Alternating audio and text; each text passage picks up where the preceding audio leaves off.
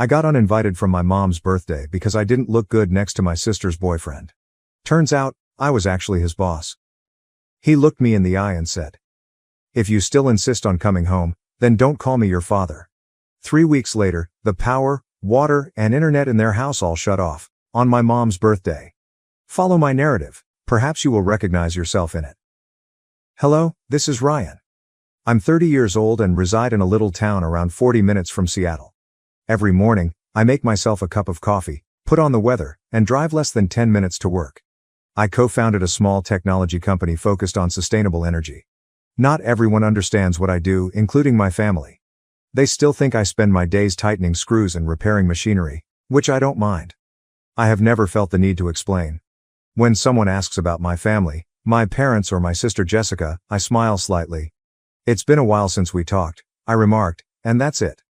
I'm not hiding anything, but I don't see the sense in retelling it anymore. I haven't contacted them in over 2 years.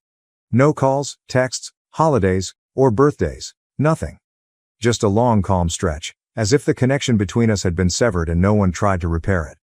I used to feel that family was everything. But 2 years ago, on my mother's birthday, everything changed. 2 years ago, 3 weeks before my mother's birthday, I had just booked a trip and taken time off work. The plan was simple: go home early, stay for a few days, and help with preparations, just like every other year. Nothing extraordinary. I just wanted to let them know. I contacted my mother right away, but my father answered after only 2 rings. "I'll be home 2 days early," I announced nonchalantly. "If there's anything you need me to pick up or help with, just let me know." He initially responded vaguely, but then hesitated. When he finally spoke, his voice sounded strange, heavier than normal, as if he was attempting to avoid something. "Ryan, if possible, maybe don't come home this year." At the time, I assumed he was just concerned about my schedule. "It's fine, Dad," I said, still clutching a steaming mug of coffee. "I've got everything sorted, it's no trouble." The pause was longer this time. Then he spoke again, firmer but colder.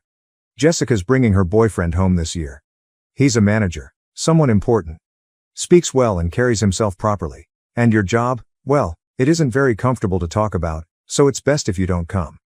At that point, I felt heat rising from the back of my neck to my face. My heartbeat quickened, and I automatically grasped my coffee mug closer.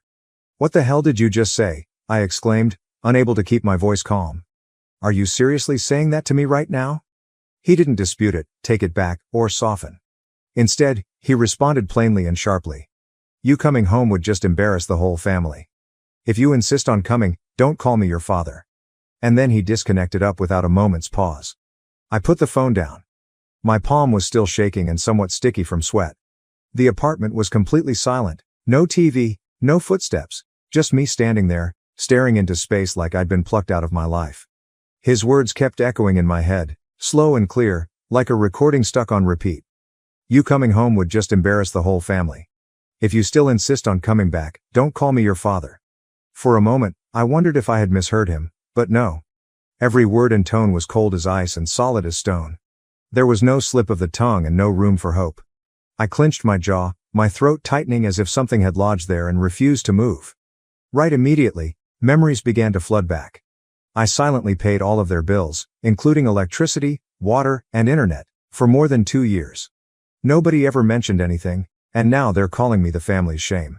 I quickly took up my phone, my hands still slightly trembling, despite the fact that my mind had begun to cool. I opened the banking app and went down to see my transaction history. My only purpose was to see how much I had spent on my family over the previous 2 years. I needed a number for my power bill, water bill, and internet service, every month, without fail. Each payment was handled on schedule and automatically deducted from my account. For 2 years in a row, nearly $400 per month has been paid without fail. I gently scrolled to the very bottom. Total amount spent, $9,842.17. I stared at that number for a few more seconds, not because I was astonished, but because something inside my chest had suddenly settled. Not grief, not even fury, but just empty space. Nearly $10,000, and now they label me the family's shame. As I glanced at the enormous list of bank transactions, a silent question arose, one that no one in my family had posed in 30 years. Has Jessica ever done as much for our parents as I have? It was not jealousy, and I was not looking for credit. It was merely that if I am deemed the family's shame, who is that standard being evaluated against? I had paid approximately $10,000 in living expenses for them secretly, without asking for anything in return, and without ever mentioning it. What about her? Has she ever had to make a sacrifice or beg for help? Or did she arrive, smile pretty, and make an impact in a lovely dress while holding a successful boyfriend? I was not asking to keep score. I was asking because, for the first time, I noticed that fairness was never considered in this household. I'd grown accustomed to standing on the sidelines since I was a child. In family photos, I was frequently partially hidden behind someone else or captured at the edge of the frame. I wasn't exactly gazing at the camera. Nobody ever told me to step aside, but I always did. Jessica was at the center of every important event in our family, from birthdays and graduations to her breakups. There was always a reason for everyone to band together, console, and celebrate her. I can't recall the last time somebody inquired if I was okay. Jessica is 2 years older than me, but the difference between us was never about age. She was the hope, the future-oriented child that our parents proudly mentioned when relatives visited. And me? In the same talks, if I was mentioned at all, it was as a short footnote. Ryan. Oh, he's fine. I believe he works in technology. I used to believe that if I worked hard enough, remained out of trouble, and quietly handled everything, they'd eventually see me. However, they didn't. It turns out that when you're used to being invisible, nobody notices when you leave. I began covering my parents' utility costs, electricity, water, and internet, nearly 2 years ago. My mother called first, and everything started there. That day, she moaned about how the cost of living had risen, how this month's bills had unexpectedly increased, and how their retirement income was no longer sufficient. Then, gently and hesitantly, she said, "If you could help us even a little, it would mean a lot." I agreed. At the time, I assumed it would be only a few months until things settled down. However, the months that followed looked precisely like the previous one. Nobody mentioned terminating it, and there was no backup plan. Every now and then, I'd ask, "Is Jessica helping out at all, Mom?" She'd always evade the topic. Sometimes she'd say, "Just help us this month, your sister will pitch in next time." Other times, "Your sister's covering Dad's medical stuff, that's not easy either." I heard those lines so many times I could recite them by heart, and I just smiled and let it go every time, because I knew none of it was true. So I kept sending the money, nearly $400 per month, reliably and quietly, without complaint. Nobody mentioned it. It wasn't that I didn't care, it was simply that I felt it was the correct thing to do. I used to think that if I was quiet and responsible enough, they would notice. But today, after everything, they look at me and say, I'm the family's shame. After a time, everything around me was silent, and I just sat there, paralyzed on the couch. I still had my phone in my hand. I wasn't angry or heartbroken anymore. There was only one clear emotion sitting in my chest, something like, that's enough. Following that, I opened my banking app. I scrolled down to the automatic payments section, where I had set up monthly transfers to cover my parents' expenses for power, water, and internet. I tapped into each thing one by one and canceled them without hesitation. I did it softly, not to avenge myself, but to preserve the one thing I still had. A semblance of self-esteem, the only thing they hadn't taken away from me. About a week later, I received the first message from my mother, in the same soothing tone she always used. There was no mention of what had happened, nor was there an apology. I just got a notice that the internet bill is due. Can you take care of it? I read the message, glanced at the screen for a time, and then placed the phone down without responding. Not because I was attempting to make a statement, but because, after all, the first thing they thought to say was a request. Pay the internet bill. There was no, are you okay? Or even a basic, can we talk? So I remained silent, and that silence, to me, said everything. 2 weeks later, my father called. The phone rang a few times before stopping. I didn't respond. A few minutes later, he left a voicemail. His tone was sharp and impatient, as it usually had been. The power company called. This month's bill hasn't been paid. What's going on? There was no worry, no mention of what he said the day I called to say I'd be home for Mom's birthday. I listened to the message, then turned off the screen and placed the phone face down on the table. And just like that, I remained silent until my mother's birthday. My mother's birthday was around 3 weeks after my father advised me not to come home.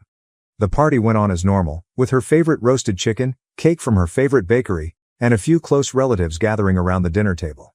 Except for me, everything had been meticulously planned and executed. That afternoon, at precisely 4 p.m., I was sitting in my living room with a cup of coffee that had long since gone cold when my phone chimed. It was my mother calling. I gazed at her name on the screen for a few seconds before putting the phone down. I didn't respond, didn't even think twice. My dad called a few minutes later, followed by Jessica. 3 calls in less than 10 minutes, I let them all go. There is no curiosity, no one to reply. I stayed where I was, leaning lightly against the back of the chair, my gaze fixed on the fogged-up glass. The sky outside was a drab gray, no rain, but cold in that silent, creeping manner that suggests winter has just brushed up against your threshold. The communications began to arrive approximately 10 minutes later. Mom was first. Ryan, the power has been turned off. The entire house is dark. Please pay the bill. I picked up the phone and read her message in silence. There was no anger or surprise, just a calm hollowness creeping through my chest, the type you get when you've spent years caring for a family and you're the only one left to bear the burden. Then my father said, "No water, we can't cook. Handle it now." Following that, Jessica replied, "Internet's down. Guests are arriving. Please fix this, urgently." I looked at the clock, 5:12 p.m.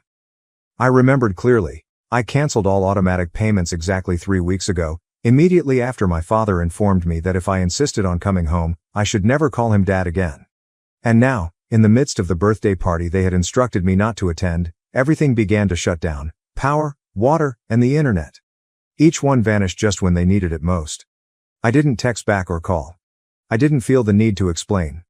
I merely sat there, carefully rotating the cold coffee cup in my hands, my eyes still fixed on the window, as if seeing past all I could see.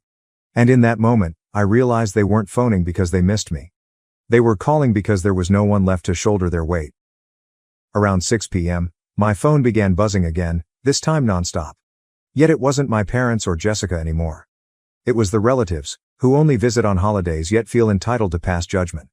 The communications arrived in waves. Some people labeled me disrespectful. One remarked openly, "You embarrassed your mother in front of the whole family."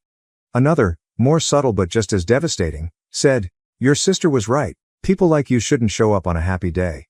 I read through each message without responding, not because quiet implied agreement, but because I'd grown tired of explaining myself to people who always chose the louder throng above what was right. I was about to put down the phone when the screen lit up again. Aunt Lauren was the only family member who still trusted me.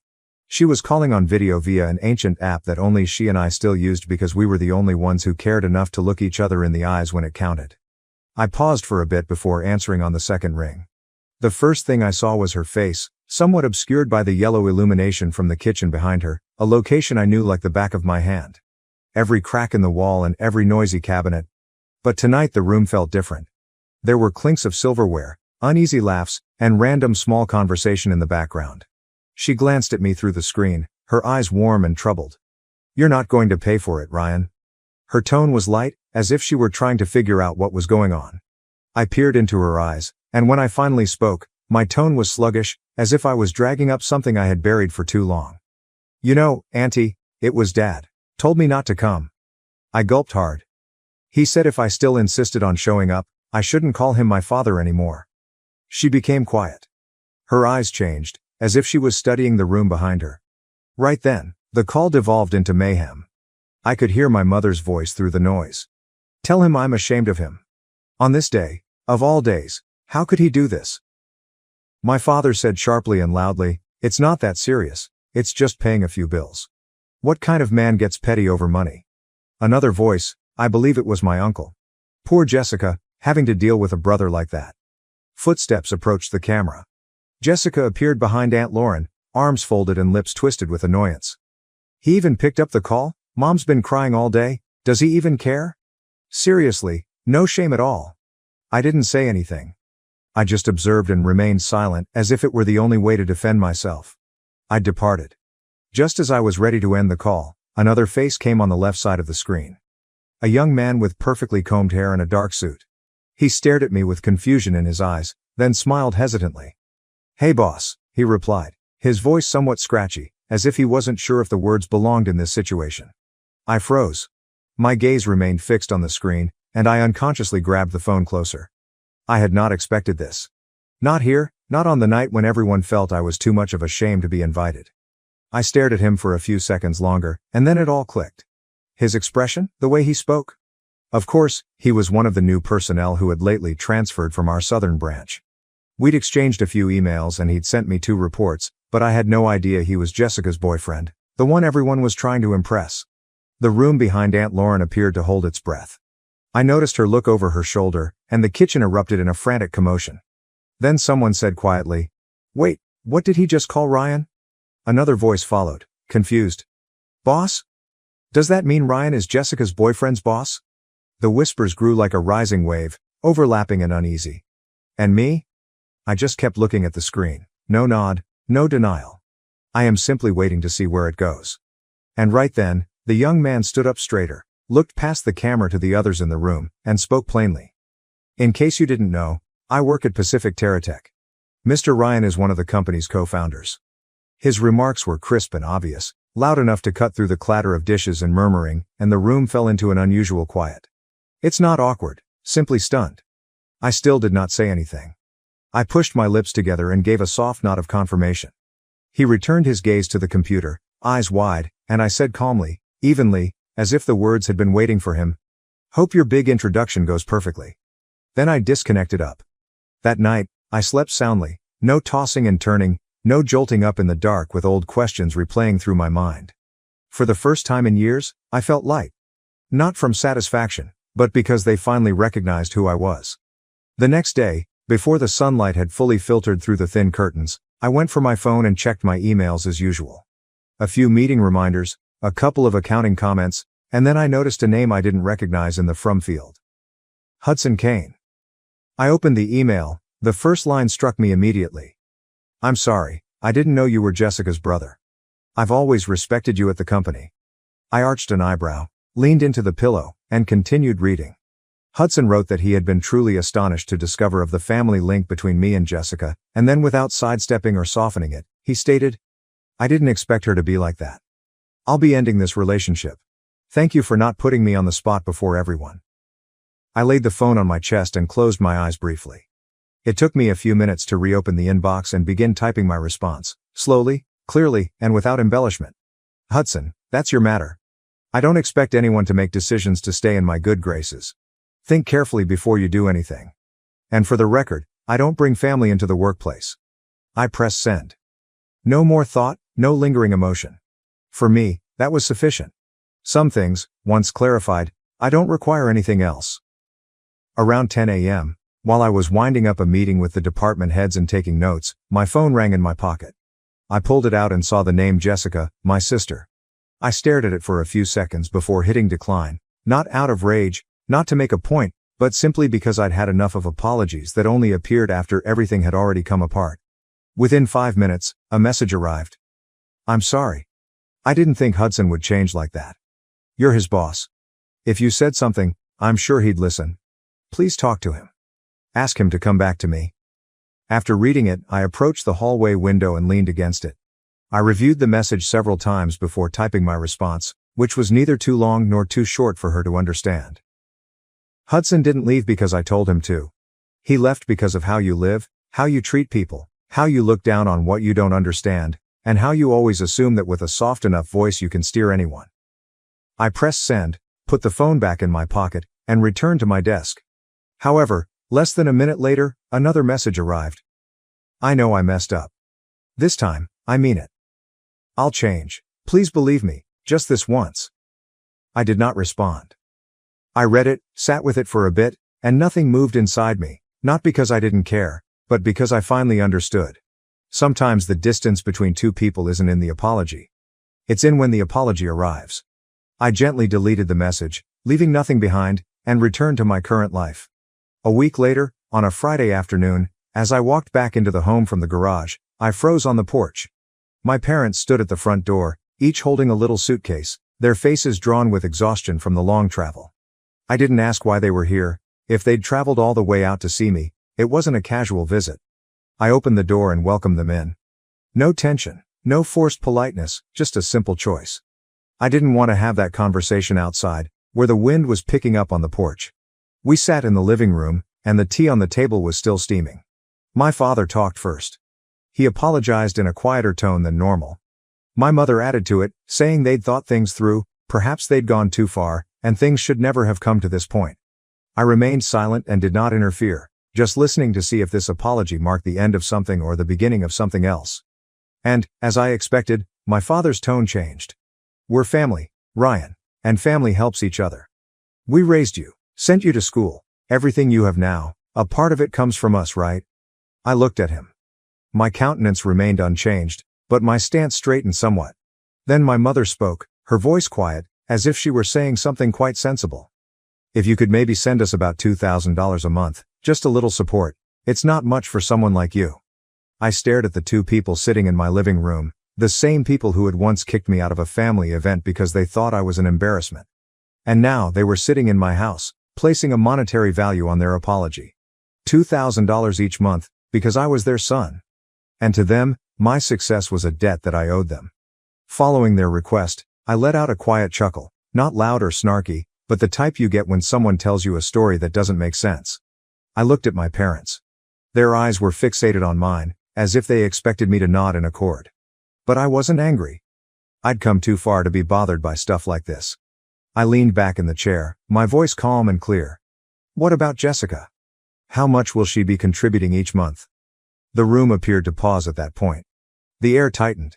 My father cast a peek at my mother. She responded slowly, her voice falling slightly. "Your sister's job, it's still unstable. And the breakup with Hudson has taken a toll on her."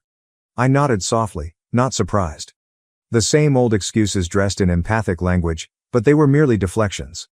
I raised my gaze, looked squarely at them, and said, "If she agrees to support you with $2,000 per month, I'll do the same, no more, no less." They didn't say anything, just gazed at me, trying to figure out if I was serious. I went on quietly. "Or, if you want me to carry the full amount, I'll need something in writing. A legal agreement confirming that after you both pass, the house will belong to me in full." I sat still after that, no pressure, no further explanation, just waited to see how they'd react now that, for the first time, I was establishing the terms for something they'd always felt was my responsibility. As soon as I finished speaking, the audience fell into a deep, dense quiet. My father suddenly rose to his feet. He smashed his palm down on the hardwood table, tipping the teacup over and pouring its contents down the side. His shout echoed around the room, his chest rising and falling in fury. "You're setting conditions for your parents? We raised you for over 20 years, and now you want to nickel and dime us like this? What kind of life are you living, huh?" He was shouting so loudly that I wasn't surprised if the folks next door heard everything. I didn't move or flinch. I just sat there, hands resting on the chair's armrests, gaze fixed on him, not cold, but no longer gentle. I waited for him to finish before standing up carefully. My voice came out low and calm, yet clear enough to pierce through the chaos he'd just created. "I think you both should leave my house." It was not a threat. It was not spoken in anger. It was merely a plea from someone who had reached the limits of what respect could provide. No one said anything else, only the sound of baggage dragging across the hardwood floor and the door clicking shut behind them, quieter than all they had just left inside me. It's been 2 years since I last saw them, right here in my own home. I did not ban their phone numbers, change my email address, or cut them off totally. I stopped reaching out and waited. I waited to see if they would still consider me a member of the family after I was no longer under the shadow of duty and obligation. In the past 2 years, there has been no call or message inquiring how I've been, no mention of birthdays, health, or even a basic "how are you doing?" I used to believe that one day, they will change. However, I've realized that not everyone changes, especially those who have never recognized they were wrong in the first place. I still live here, work, and go about my daily existence. The only difference is that I no longer allow myself to be an emotional ATM, eager to give and be damaged in the name of obligation. And if there's one thing I've learned from all of this, it's that family is not a place where people can demand kindness and call it love. A real family is one in which you are valued as a person regardless of what you have to offer. Not as a wallet, not as a backup plan. Not as a last resort when everything else fails. And before I end this chapter, I'd like to ask you a question. Was I wrong to decide not to return? For refusing to assist my parents with $2,000 per month, despite the fact that they are now elderly and reared me. I used to believe that my family could fix anything. But after being treated like a stranger in my own home more times than I can count, I chose to stand up and break the cycle. Was I overly cold? Perhaps I was finally learning to appreciate myself at the perfect time. Please leave your opinions below. I sincerely want to hear from you, whether you agree or disagree. If the tale resonated with you, please subscribe to help support the channel. There are still many stories waiting to be told and heard. Take care, and see you in the next one. Thank you for staying till the end. I tried to fulfill my girlfriend's fantasy by buying a male sex doll, but it backfired. Now she enjoys it more than I do. My GF shared a role-play fantasy with me during the early stages of our relationship. By her own admission, she never expected our relationship to grow into something serious, so the purpose of her sharing this specific fantasy on one of our dates didn't feel like anything she wanted the two of us to actually do. It was a trivial topic between two people who didn't see a long-term future with each other and therefore felt comfortable discussing our absurd fantasies. This is how my GF explained her fantasy to me.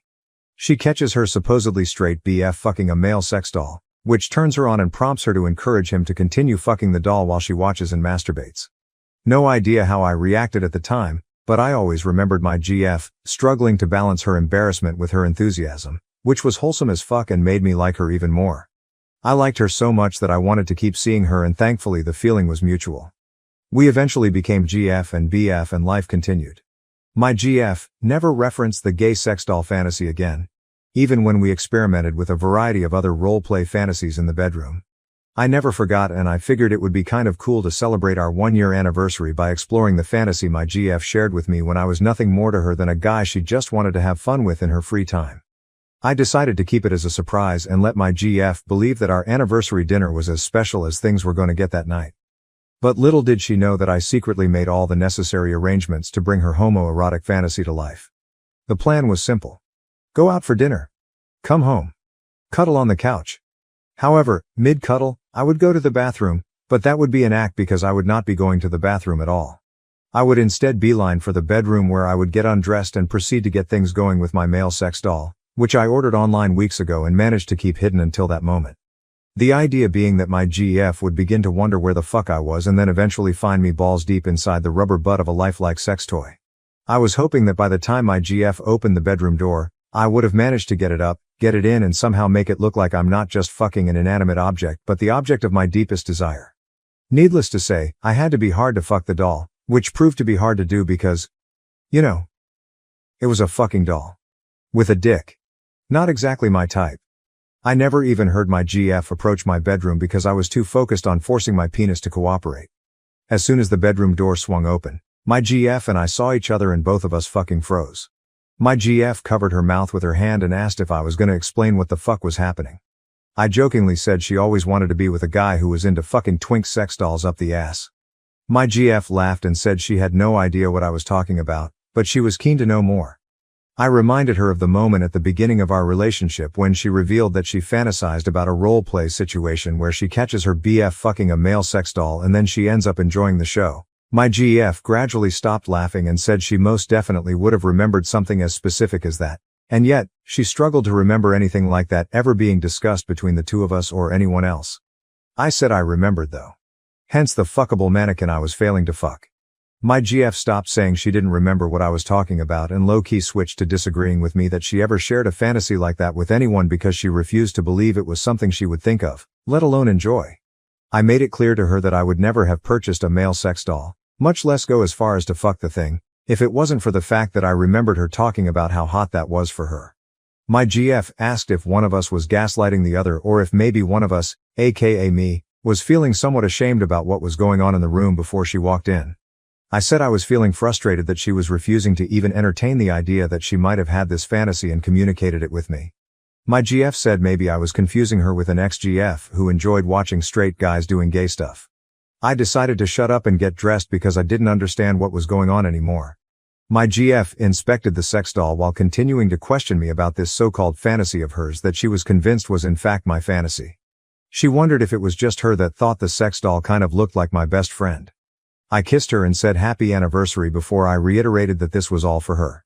My GF asked if that meant she could use the sex doll too. I said since both my dick and my chick, I never actually said chick, are not into me using the doll, then I would have no use for it, so consider it an anniversary gift. My GF thanked me and said she appreciated how vulnerable I was willing to be in front of her, regardless of whose fantasy it was. It's been a month since the night of our anniversary and one thing has become apparent to me. My GF loves the sex doll. In fact, she's been fucking it more than she fucks me, but she denies it, which seems to be something she does a lot when it comes to the sex doll. I wish I could go back in time and tell past me to avoid buying a sex doll and save the money for a PS5 or some shit. TLDR bought a male sex doll, which I planned to have sex with in front of my GF, who once said she had a fantasy of watching her BF fuck a male sex doll. Realized I fucked up when A, I struggled to get hard, B, my GF denied ever having such a fantasy, thus making me look low-key gay, and C, my GF now enjoys fucking the sex doll more than she fucks me, which she denies too. Comments Firelight 3. Anyone going to talk about how she said she thought it looked like his best friend and now she wants to fuck it all the time. LOL. It didn't go over my head. I just didn't take the bait. I knew the best friend comment was an attempt to make me feel even more awkward about trying to fuck a doll with a dick. That doll looks nothing like my best friend. If it did, then my best friend should audition for a role in Team America. Catter0223 I just want to know how far he went. Is it one of those novelty blow-up dolls they's more pool float than doll? Or did bro splurge on a $3,000 real doll? OOP I went for the closest thing to real as possible because I foolishly thought the blow-up version might end up being too comical and potentially take my GF out of the moment. But that happened anyway. Paid $2.199 for a model named Max, but the true cost appears to be my relationship.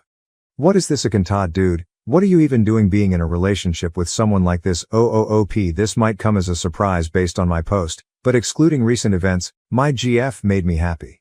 I detected no relationship ending red flags until now. I'm not sure what to call what's been happening to us since the sex doll situation, but she's beginning to show me a side to her that I didn't even know existed. My friend planted a seed in my head when I shared this story with him. He believes my GF wants to break up with me for whatever reason and the sex doll unexpectedly became a possible exit strategy. Hence the gaslighting and the sex doll fucking. Rightmar 1423. She denies telling you about fantasy. Makes you feel awkward when you tried to do something special on your anniversary. Tells you the doll looks like your best friend and on top of it all, she fucks it more than she does you. Something is off about here. And I think you need to have serious talk with your girlfriend before the seed your friends has planted into your head grows into doubts and resentfulness and in the end destroying this relationship from the inside. Update. October 16, 2024.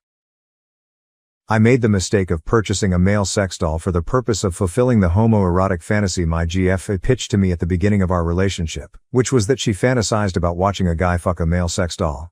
I thought I was prepared to bring the fantasy to life, but I realized I fucked up when my GF walked in on me struggling to fuck the sex doll because I was unable to get hard and then she informed me that she never had that fantasy, which convinced her that I must have misunderstood her or imagined the whole fucking thing. What happened for weeks afterwards was my GF sticking to the narrative that she never shared that fantasy with me and then making the decision to fuck the sex doll since I no longer had any use for it. When I recently shared my story on Reddit, mods removed my original post. The comments were kind of split between my GF gaslighting me and me misremembering what she said. My GF and I basically agreed to disagree about the origin story of the fantasy and moved on. In an attempt to finally embrace the awkwardness of the situation, I decided to follow the advice of a few Redditors and proposed a threesome featuring me, my GF, and the sex doll she was apparently fucking. My GF laughed and said I was investing too much time thinking about the sex doll before telling me that she's actually never been intimate with the sex doll. She unexpectedly confessed that she was playfully planting seeds in my head to make me believe that she was fucking the sex doll because she didn't know what the fuck to make of the fantasy. I believed she came up with it. So instead of prolonging a fantasy that none of us were enjoying, she improvised and incorporated ingredients that she thought would spice things up, hence her month-long mindfuckery to make me feel like I'm competing in the bedroom against a humanoid sex toy. My GF and I had a long conversation about transparency. She said she appreciated that I was willing to be vulnerable for the purpose of pleasing her, but to avoid uncomfortable situations or misunderstandings, she encouraged me to rather inform her about things that involve fantasies and kinks, especially if I'm gonna end up spending money on expensive sex dolls. I apologized and also encouraged her to follow her own advice and keep me in the loop if she was gonna play mind games. As soon as my GF and I cleared the air, we were left wondering if a threesome with the sex doll was still something we wanted to do. I was leaning towards leaving the sex doll out of the bedroom and out of our lives forever, but my GF seemed keen to want to see me fucking the doll since that was apparently her fantasy according to me. So as a couple, we decided to fuck the sex doll together. And you know what? It fucking sucked. My GF, who had the sex doll in her possession, didn't tell me that her dog somehow managed to find the sex doll and eat parts of it. When I saw the doll in front of me, it had chunks of hair missing on its head, its top lip was ripped off, and both nipples were gone. It was the stuff of nightmares. My GF was very apologetic and quick to point out that everything below the waist was still in one piece, so it was still fuckable, but all I saw was the thousands that I regrettably spent on a realistic sex doll that now looked like Jim Carrey as Fire Marshal Bill. Anyway, so I butt-fucked Bill, but I was only able to get it up because my GF offered to give me a hand. It was the most shameful orgasm I've ever had. My GF had a hard time making eye contact with me afterwards without laughing. Worst sex I've ever had mixed with the worst money-making decision I've ever made. TLDR, coming back from my original post, which has been removed, my GF and I made peace and decided to fuck the sex doll together. The sex was absolutely terrible and the sex doll looked fucked up because my GF accidentally allowed her dog to destroy it. So, not only was the sex the absolute worst, but I literally fucked away thousands out of my bank account because I'm unable to return the sex doll now that it's been deformed. Comments Rush 2049. If this story is true, and it's odd enough that I think it actually could be, you need to seriously reconsider your relationship. This is way too much energy into mind games over something that was supposed to be a thoughtful gift for her. Then she didn't take care of the asset either, and instead of returning it, she destroyed it. Fucking weak-ass behavior in a partner, and this situation almost reads like she's getting a kick out of seeing you be embarrassed. You're not having sex for months. This story makes me think your girlfriend sucks. OP, I hate comparing my GF to my exes, but I can guarantee that most of my exes, if not all of them, would have buried the sex doll fantasy that night if this was some kind of misinterpretation from my side and not something they were into. None of them would have exploited my fuck-up and low-key extended what was an obvious failed attempt on my end at being thoughtfully kinky. On the surface, there seems to be peace between me and my GF, but I have a feeling that the sex doll might have indirectly exposed the cracks in my relationship. Anyway, this is what I'm saying now. Tomorrow I might just feel like I was overthinking everything and regret this comment.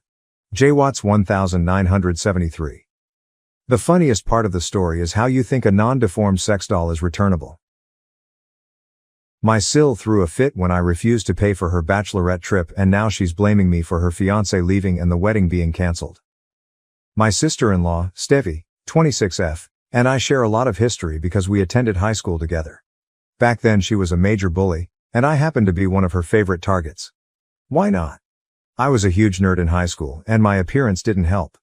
I was quite tiny and wore braces, making me the stereotypical nerdy girl in a teenage high school movie. Instead of glasses, I wore braces, and my transformation did not occur until I was in college. Fortunately, I look considerably better now, having gained some weight and had my braces removed before beginning college. Not that there was anything wrong with my appearance before, but now I'm less likely to be bullied, which is all that matters. I met my spouse Andy at a college party a few years ago, when I was in my third year. He was 3 years older than me and previously worked as a DJ on the side. I got pretty drunk at that party, and because my apartment was so far away and no one else was accessible, he offered to bring me back. He was kind enough to drive me home and even wrote his phone number on the back of my hand, saying I could call him if I wanted because he liked me. The next morning, I awoke with a severe hangover, but knew I had met someone wonderful. I called him, asked him out for a date, and that was all. We got along incredibly well on that first date, and I felt I'd found the one. But there was one issue: his sister. On our first date, we discussed our families, and Andy stated that he has a sister named Steffi. I joked about having a high school bully with the same name, but he looked at me seriously and said it could have been his sister, who had some behavioral issues back then. When he informed me the name of her high school, we discovered that his sister was my high school bully. It felt embarrassing, but I didn't let it interfere with our time together. I told him it wasn't a huge thing because I preferred him over his sister, and he agreed. After 3 months of dating, we decided to introduce each other's families. While it was reasonably easy for me to introduce him to my family, he found it tough and unpleasant because he was aware that his sister and I did not get along well. I was anxious the first time I had supper with his family, mostly because of Steffi. But it didn't go that terrible. His parents were really warm and friendly to me, and Steffi was cold and aloof, but it was still better than how she treated me in high school. I preferred this new version of her since it was much easier to deal with. She didn't say anything to me and kept our interaction to a minimum, which I viewed as a victory because it meant we could simply ignore one another and move on. I consider myself fortunate because this has been our relationship for the past few years. I haven't had much interaction with her, and she has never showed a desire in becoming friends with me. Even after Andy and I married 2 years ago, she only spoke to me as much as was necessary. So I'd say Stevie and I aren't particularly close, and we both enjoy it this way. After the way she treated me in high school, I doubt I'd want to be friends with her. Andy isn't bothered by this because he knows how harsh his sister can be. He doesn't mind that the two of us don't talk, and he understands that I haven't forgiven her for the way she devastated my high school experience because she has never expressed regret. You can't forgive someone who doesn't even apologize, and Andy understands that. He and Stevie have a regular sibling relationship, which I'm fine with because I know he does not perceive Stevie in the same way that I do. It's also been a long time since high school, and I don't want to urge my husband not to communicate with his sister or create unnecessary drama.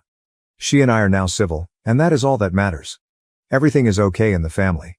I was surprised when Stevie contacted me a few weeks ago and asked if I wanted to join her on her bachelorette trip to the Greek islands.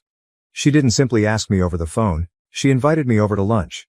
I was skeptical at first, but Andy urged me to try it, so I went. During lunch, she invited me to join the excursion.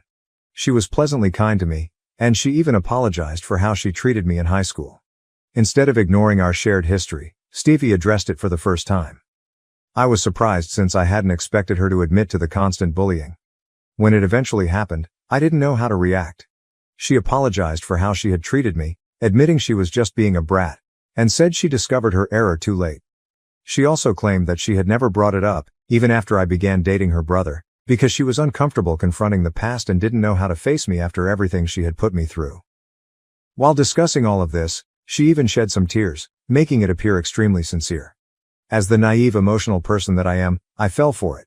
I told her that I had forgiven her and that everything was in the past because I no longer had any issues with her. We were all adults, so we could deal with it the way we were supposed to, enjoy a few drinks together and forget about it. She appeared pleased with this, and we ended the lunch on a positive tone. She invited me to accompany her and her pals on their bachelorette vacation to the Greek islands because she wanted to make up for lost time and make me feel like a friend. Initially, I was apprehensive to agree, but she persuaded me. I eventually accepted since I believed it would be a nice experience and could help me develop a friendship with Stevie. I was tired of the tension we felt any time we were in the same room. After much debate, I agreed. I wanted to move on from the past and give our relationship a new start, and I saw no better way to do it than to go on a trip and let our hair down. That was a few weeks ago. Stevie and I have been in touch since then. She was being married next month, and we were due to leave for the vacation at the start of this week. However, the trip was canceled due to a prank she played at the airport. She felt she could fool me into paying for the entire trip by breaking the news to me at the last minute, figuring I wouldn't cancel. She had no idea how easy it was for me to walk away, unlike her. I didn't care what her friends or she thought of me. We arrived at the airport approximately an hour before our aircraft was due to depart.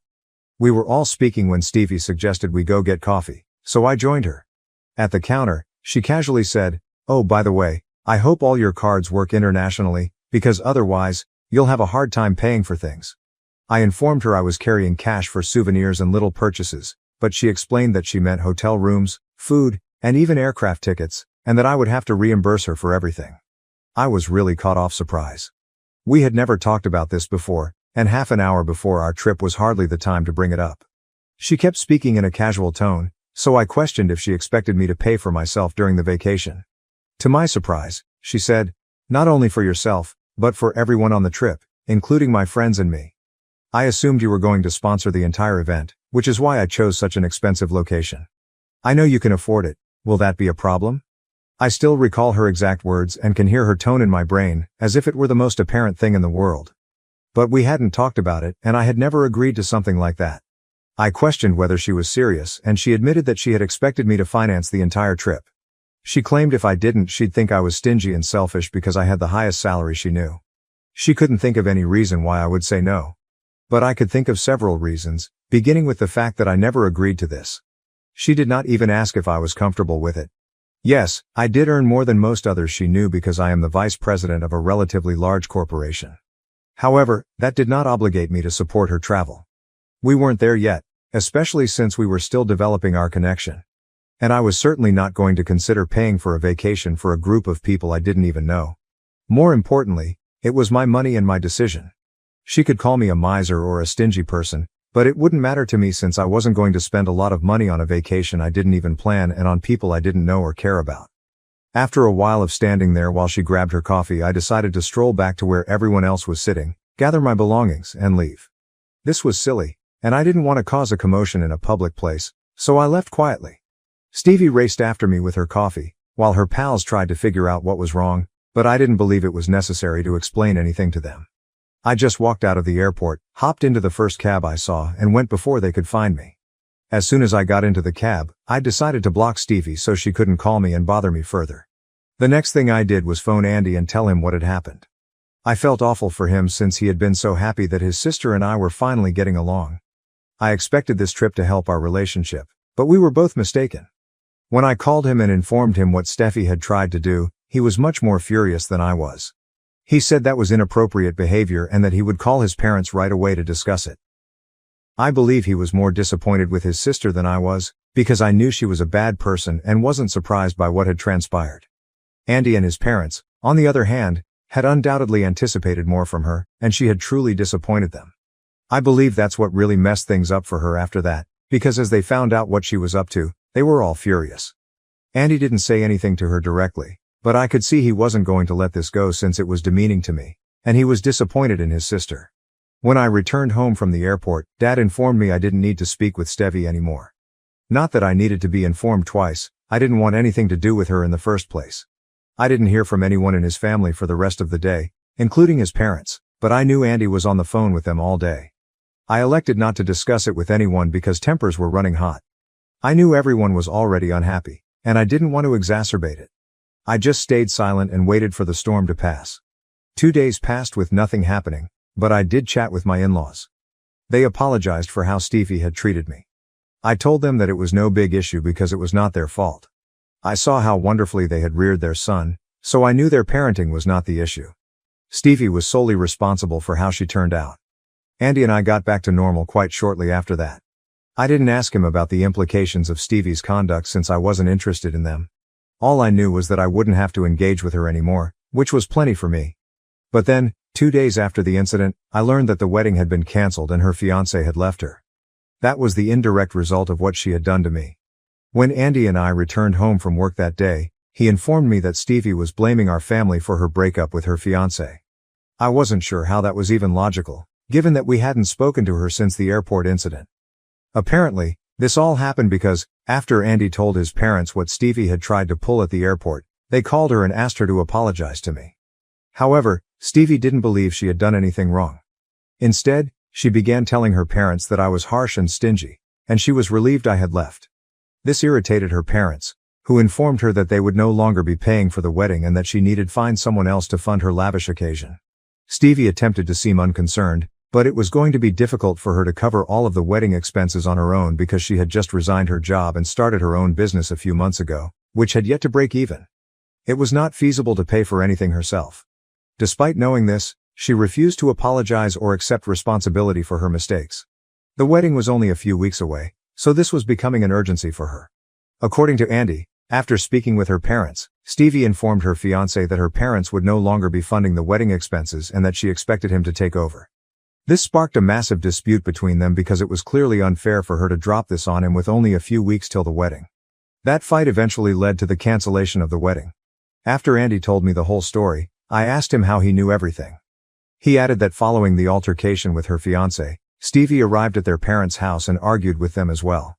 She had blamed both them and me for what had occurred. She largely blamed me, which I thought was unfair given that I had nothing to do with the incident. Stevie stated that she had to cancel her trip with her pals because I refused to pay for it. She now believed she had to cancel her entire wedding and that her fiancé would most likely end their relationship. I strongly disagree with the vacation situation, because there was never any talk about me paying for it. It was absurd of her to anticipate that. However, I feel horrible that her wedding was canceled. I've been feeling guilty about complaining to my husband and becoming so agitated over the situation. I guess I'm just sad for her because I know she was looking forward to getting married. Honestly, I'm looking for some reassurance. Is it my fault for whining to my husband about my sister-in-law expecting me to support her bachelorette trip for all of her pals at the airport? Update. First and foremost, thank you so much for informing me that I am not at blame here. I guess I needed to hear that. I was feeling bad about everything, and it didn't help that Stevie had been posting depressing things about being betrayed and such. It's been 5 days since the airport incident, and even though I've banned her everywhere, I know she's been posting bizarre sad phrases to get attention. When someone questions her about it, she tells them her side of the story while claiming to be the victim. Any sorrow I felt over her wedding being postponed has vanished because, plainly, She will stop at nothing to make me look like the villain in her story. I don't have to feel awful for her. She has even gone so far as to tell people that, while she anticipated me to stab her in the back, she didn't believe her brother would ever promote or tolerate something like this, but she was plainly mistaken, and her brother couldn't care less about her feelings. Again, I feel compelled to highlight that she had never asked me if I was comfortable or willing to cover the costs of the trip for her and her friends. The fact that she had to cancel at the last minute and return from the airport was totally her responsibility. According to her version of the tale, we had discussed it several times, but I flipped out at the airport, threw a fuss and left, which she considered a major slap in the face. She states that she and her friends had to return home without a trip, which was quite humiliating. It's infuriating how she's been spreading lies about me. However, I'm relieved that most of the relatives she's been saying this to have contacted me, as it seems out of character for me. I was able to clear the air and explain my side of the situation. Most people believe me, so whatever she's doing isn't working. She's coming across as a complete liar and moron. Andy told me he wanted to speak with her and tell her she couldn't keep lying about us, but I assured him there was no need. What she's doing is backfiring, and instead of harming our reputation, she's injuring herself. We can simply let her carry on. Update 2. It's been about 2 weeks since we learned that Stevie was no longer getting married. She had been complaining about us to all of her relatives, but it didn't work because most of them didn't believe her and turned to me for proof. I told them the truth, and within a few days, almost everyone knew what had transpired. She realized there was no use in attempting to make us appear terrible anymore, so she gave up. We assumed that was the end of the story, but evidently not. She has recently moved in with her parents because she and her fiancé broke up and she has nowhere else to go. Her fiancé, a good guy, had offered to let her keep the apartment while he moved out, but she couldn't afford the rent on her own, so she decided to move back in with her parents. Andy and I find it ironic. She had so much to say when her parents told her they wouldn't be supporting her wedding, pretending she had it all under control. But now her life is crumbling apart, and her parents are the only people she can turn to. My in-laws, being the nice people they are, took her in despite her bad behavior. But now that she's living with them, you'd think she'd have the common sense to stop talking negatively about me and Andy, especially in front of her parents, who are also Andy's parents. However, she is one of the most dumb persons I've ever met. Even after my in-laws made it clear that she was not permitted to badmouth us or behave as if we were the villains, she continued to do so in front of them. She was continually attempting to turn them against us, so my in-laws decided to inform her that she could either acknowledge her mistake and try to become a better person, or she would no longer be allowed to live with them. That, of course, irritated her, and she has now taken to emailing Andy every day, reminding him that I not only destroyed her bachelorette trip and wedding, but also damaged her life because her fiancé deserted her and her parents continue to support me. As if any of that were my fault. Andy has not blocked her yet because she is a family member, but she is on thin ice. A couple more texts insulting me, and I'm sure Andy will visit his parents' house to confront her in person. I believe she is only venting her feelings, but it is wrong. Update 3. We did it, I just couldn't handle it any longer. She was going too far, saying the worst things about me while messaging Andy, believing she could get away with it. Unfortunately for her, we are not particularly friendly. She had called me every name in the book, referred to me as jealous and insecure, and even said that I didn't look any better than I did in high school, which was a complete falsehood. She understands how sensitive I am about my appearance and makes it a point to pick on it whenever she can, which has gotten pretty obvious at this point. I also don't see why she thinks I'd be jealous of her, especially since my life is clearly better right now. She honestly has nothing to make me jealous or anxious about. Anyway, these were the types of things she had been texting Andy, attempting to irritate us, and she was successful. Earlier this evening, we went to my in-laws' house to address her because she needed to stop thinking she could say and do whatever she wanted without consequences. We had already spoken with Andy's parents, and they knew why we were there, so they didn't ask too many questions and simply allowed us in. Stevie was sitting in the living room and appeared shocked to see us. She had the nerve to ask her parents why we were there, as if we weren't supposed to be there. Her parents did not answer, so I took over the conversation. I told her she needed to learn to stop her mouth because I'd had enough of her bullshit and wouldn't put up with her constantly talking about me. I made it obvious that if she didn't stop talking about me to anyone, I'd make sure my side of the story became public as well, which would not be good for her.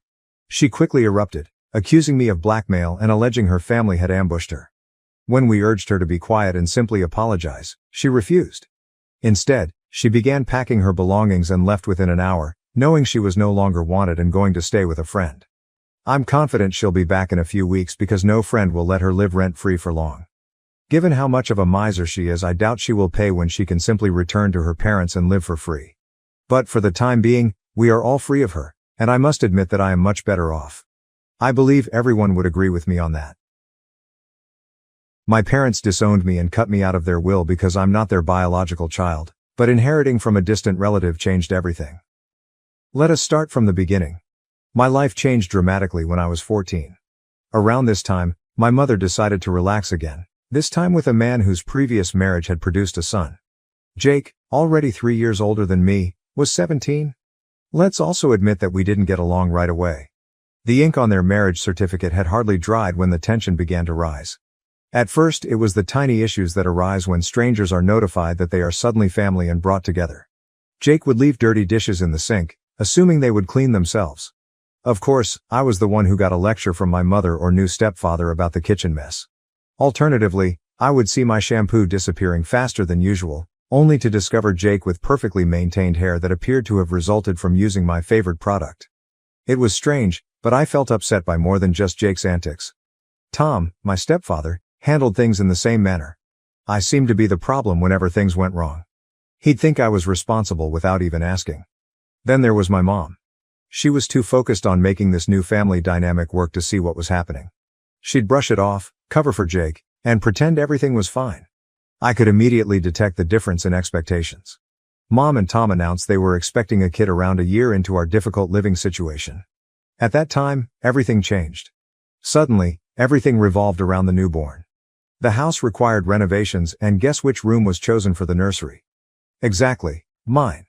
I was shoved into a cramped, claustrophobic guest room with barely enough room for my possessions. It felt like a demotion, a clear sign of my role in this new family structure. A few months later, Nathan, my new half-brother, was born and quickly became the center of attention. Jake felt the same shift and grew even more entitled. He dropped out of college and moved back home, bringing with him a whirlwind of late-night parties and questionable pals who came and went at all hours.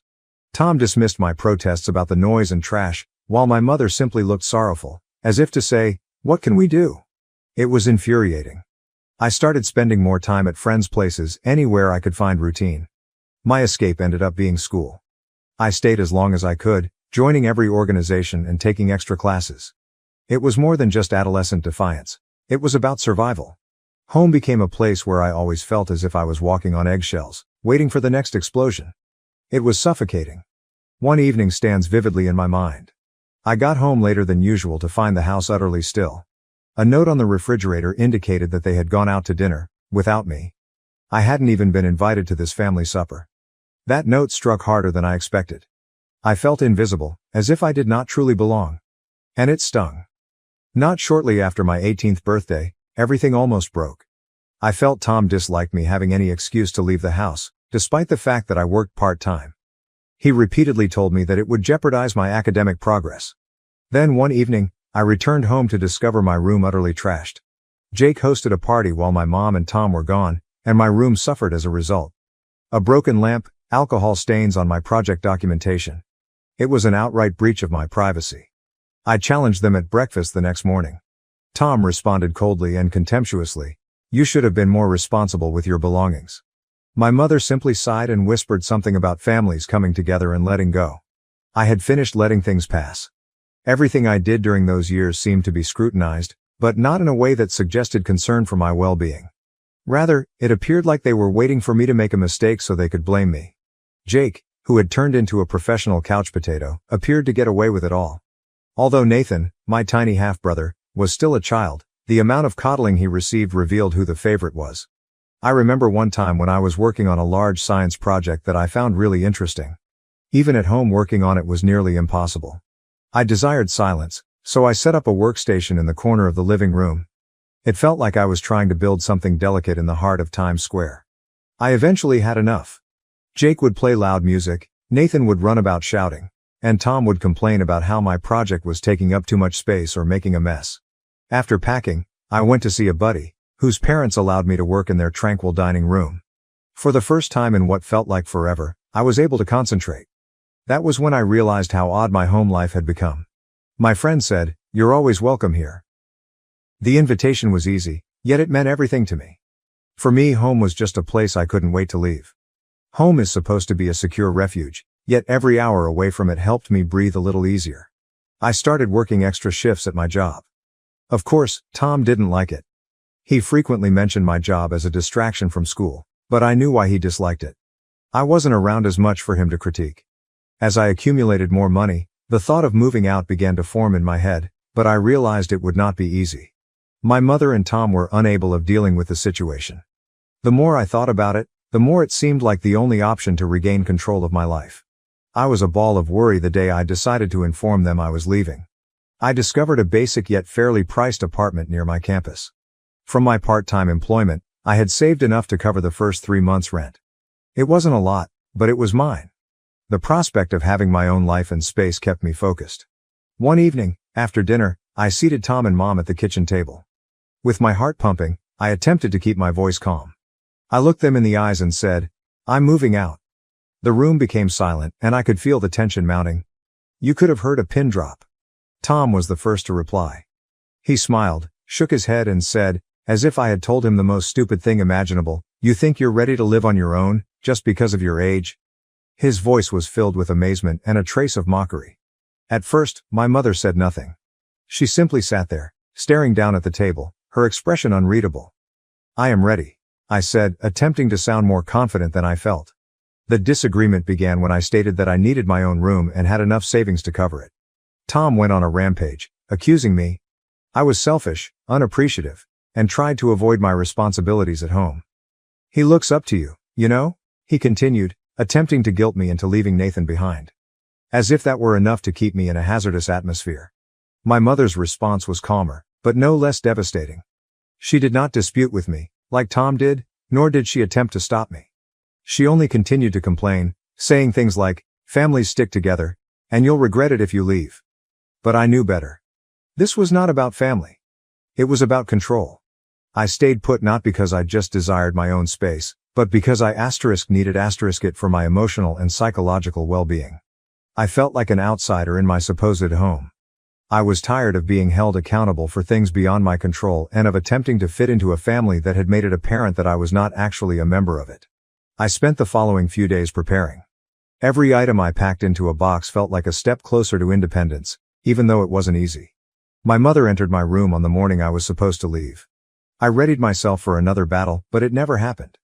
Instead, she helped me pack discreetly. Our conversation was brief. She asked whether I needed extra boxes or offered to donate old utensils. We both appeared to be avoiding the actual concerns, making light talk to avoid admitting that this was the end of something. Later that day, when I locked the door to my new flat, I experienced an uncommon range of feelings, including relief, grief, excitement, and worry. I was now living completely on my own. It felt simultaneously liberated and terrible. The first few nights were the most challenging. The flat seemed overwhelmingly empty and quiet. I found myself longing even the disagreeable sounds of home, like Jake's loud music, Nathan running around, and Tom's incessant nagging. However, as the days passed into weeks, I grew to cherish the silence.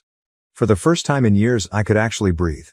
I no longer had to tiptoe around the house, worrying about Tom's mood swings or whether Jake had hosted another party.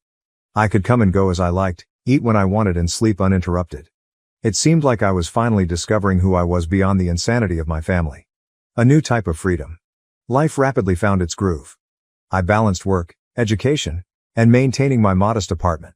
It was not flashy, but it was mine.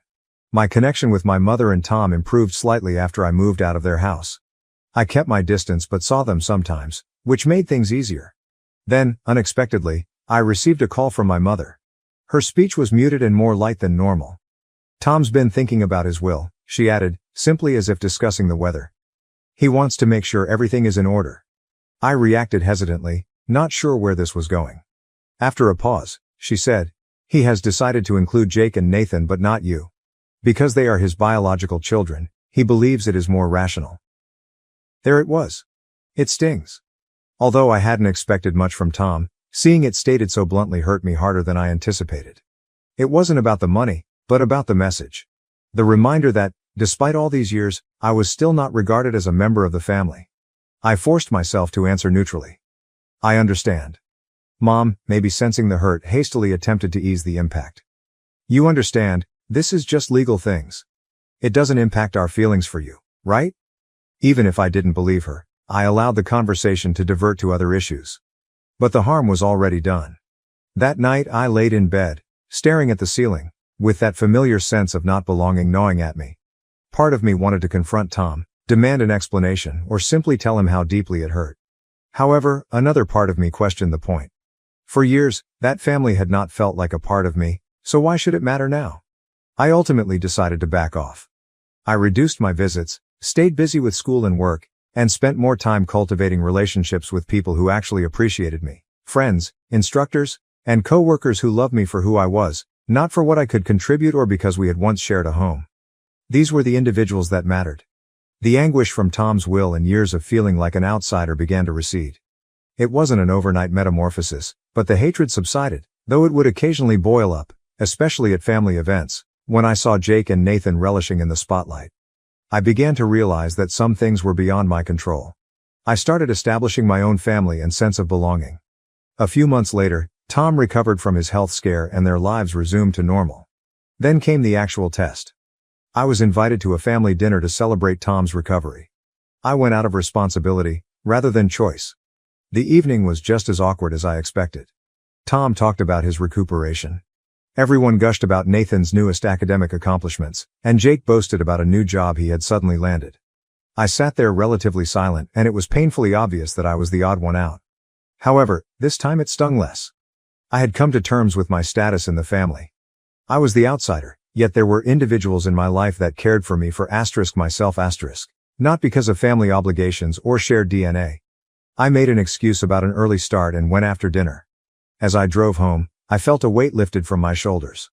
I'm good, I told myself. Really good. I dealt with the emotional impact, faced the truth of my situation, and emerged stronger and more confident in myself than ever before. For the first time in years I felt peaceful. But life had another surprise in store. Just when I thought I had finally achieved some calm and routine, everything turned upside down again. One afternoon, I got a call from a lawyer I'd never heard of. His tone was courteous and professional, but his voice had an almost apologetic aspect. "Am I speaking with Jessica Evans?" he inquired. "Yes, that's me," I explained, bewildered. "I'm calling about Margaret Evans, your great-aunt's estate," he explained, his tone slow and measured. "She passed away recently and named you as the sole beneficiary." For a little period I fell silent. I couldn't recall Aunt Margaret. She was one of those distant relatives you'd hear about but never actually knew. She didn't have any children, and I faintly remembered my father mentioning her once or twice as someone who had helped raise him. I hadn't seen her in years, possibly since I was a tiny child. And now I'm being informed she's left everything to me. "I'm sorry for your loss," the lawyer said, breaking the stillness. She was a remarkable woman. Still absorbing his remarks, I blurted out a thank you.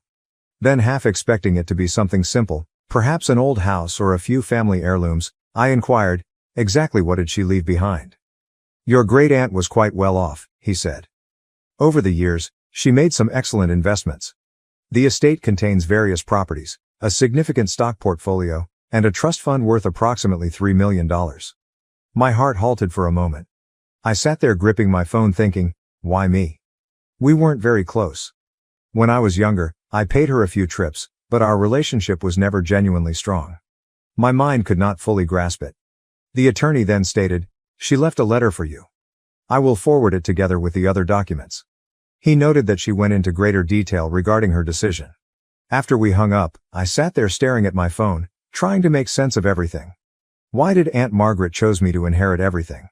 I scarcely know her. Was this some kind of mistake? The next few days were spent meeting with the attorney, signing paperwork, and discovering exactly what I had inherited. There were houses, stocks, and personal stuff in addition to the money. Aunt Margaret's letter, however, impacted me deeply. In it, she stated that she had always appreciated my independence and saw in me a reflection of herself at my age. She described me as determined, self-sufficient, and capable of creating a life on my own, qualities she thought she lacked when she was younger. She wanted to offer me the opportunity to spend her riches for something meaningful. It was overwhelming. Here was this relative I barely knew, who saw something in me that my own family hadn't noticed. She appreciated and chose me. My initial move was to purchase a tiny home. Though it wasn't lavish, it was mine and represented a new chapter in my life. Thinking about long-term financial security, I also bought a rental property and invested the leftover monies. I spoke with a financial expert to ensure that I made sound judgments. It seemed weird. In the course of a week, my life had entirely changed. I no longer had to scrape by or wonder how I would make ends meet. For the first time, I felt truly secure and free. However, freedom brought a new set of challenges. At first, I didn't notify anyone about the bequest, even my relatives. Given our tumultuous past, I knew the news would not be well received. I owe them nothing. But secrets have a way of getting out, and mine was no exception. It began with a cousin I hadn't seen in years, who heard about the inheritance through legal means.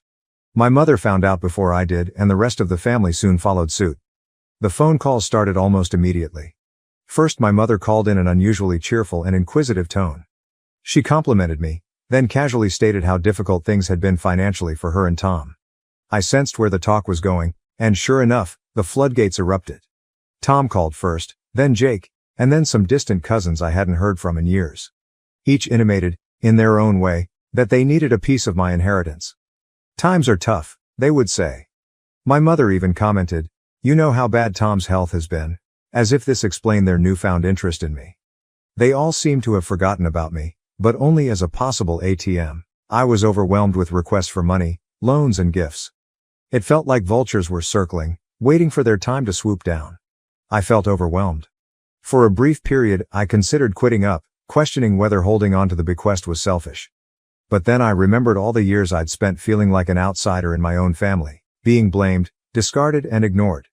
I had worked hard to earn whatever I had before this windfall. I had gotten it through college on my own without their help, and now that I had some stability, they wanted to take it away. When I was struggling, none of them volunteered to help. When my mother eventually inquired why I hadn't told her about the bequest sooner, I found the strength to reject the guilt and manipulation. I softly but firmly explained to her that our separation was both emotional and physical. I had been kept away, ignored, and alienated for years, as if I belonged nowhere in the family. This inheritance allowed me to live on my own, without relying on anybody else. It is my life, I assured her, and I must live it in my own manner. I apologize if this offends you, but right now I need to act in my best interests. The outcome of that conversation was worse than I could have predicted. Mom accused me of being arrogant and inconsiderate. Tom interjected, chastising me about how families should treat one another. Nonetheless, I stood my ground. Over time the calls got less frequent, and the demands for money ceased when they understood I would not give in. It was challenging, but extremely necessary. I had realized a sad reality about family. Sometimes the people you trust the most are the ones who bring you down. Knowing that I had protected myself brought me calm. Finally, I decided not to let them dictate my life. This inheritance was about taking control of my own destiny and, more importantly, gaining the ability to live my life on my own terms.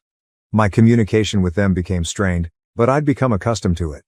Their approval was no longer required, and I was not bound to offer them anything.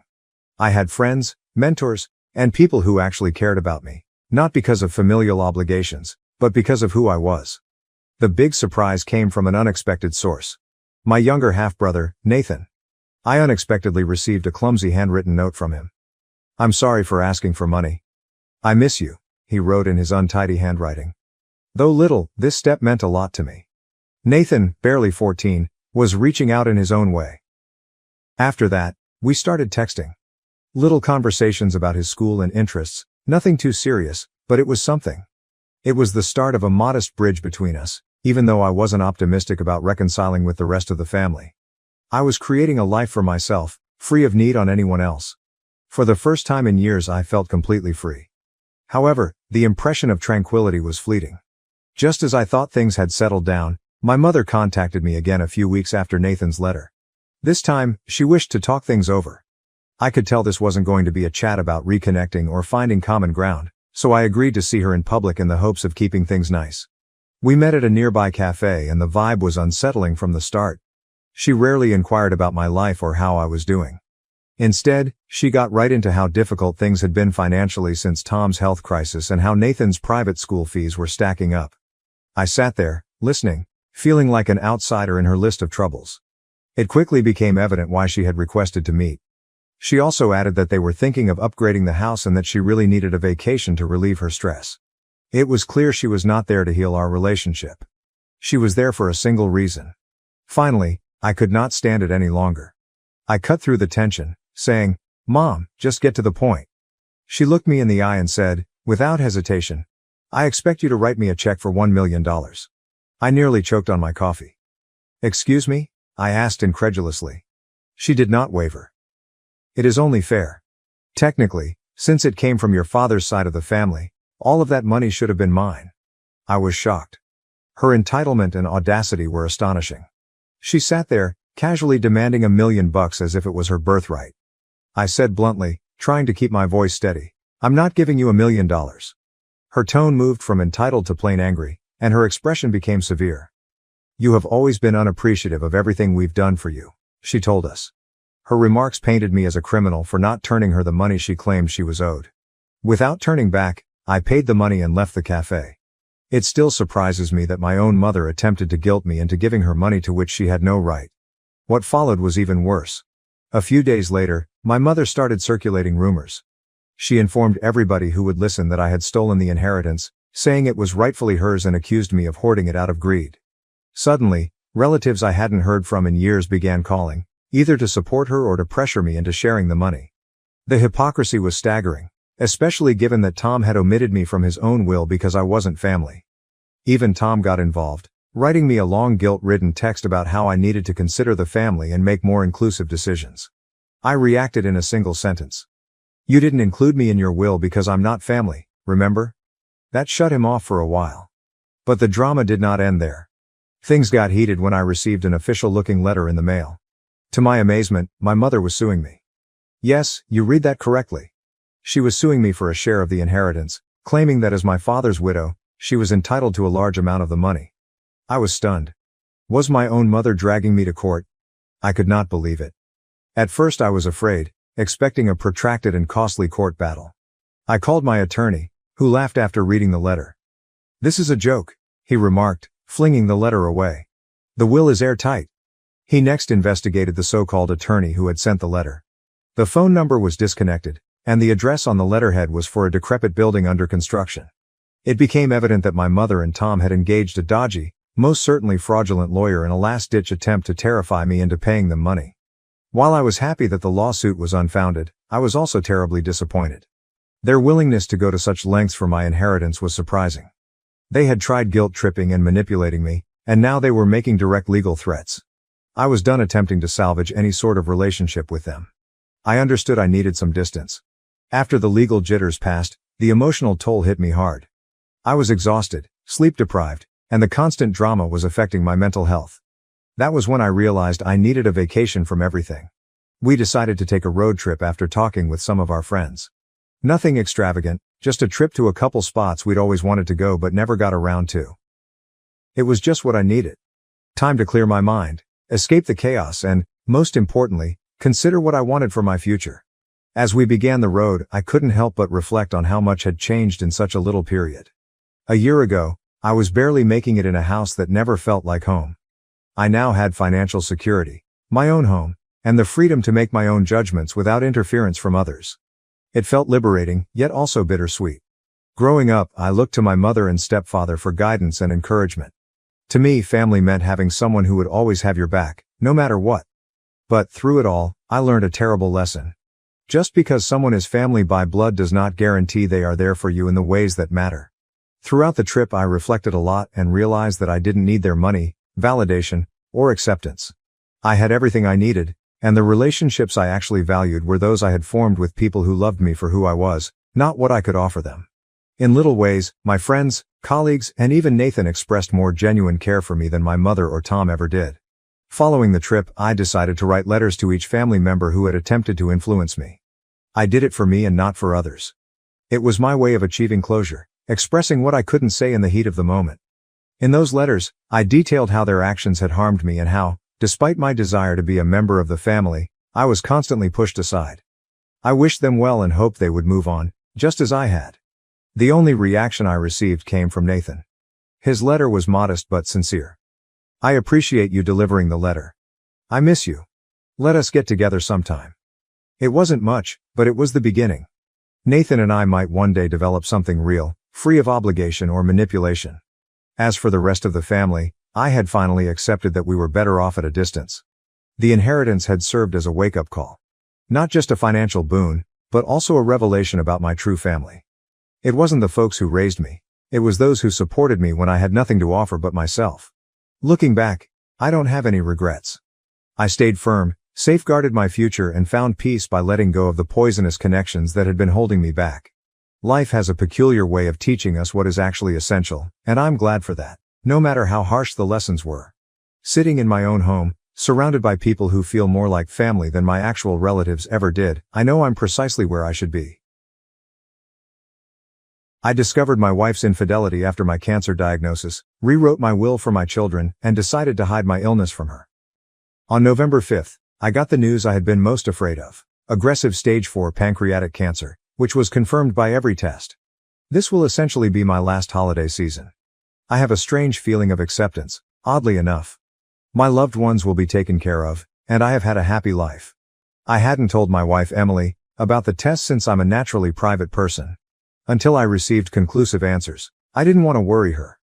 I came home early so I could have the talk I needed. I didn't want to deal with this over the phone or over text message. My life changed in a lot of ways that day, as you might have expected given that I'm sharing this now.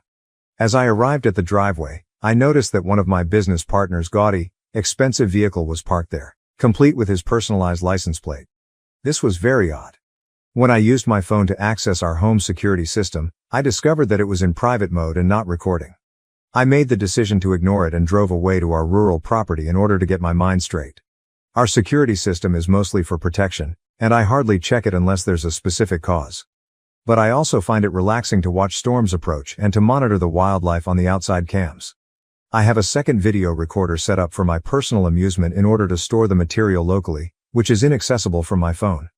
I checked the second server and opened my laptop when I got to the country house to confirm what my gut was already telling me.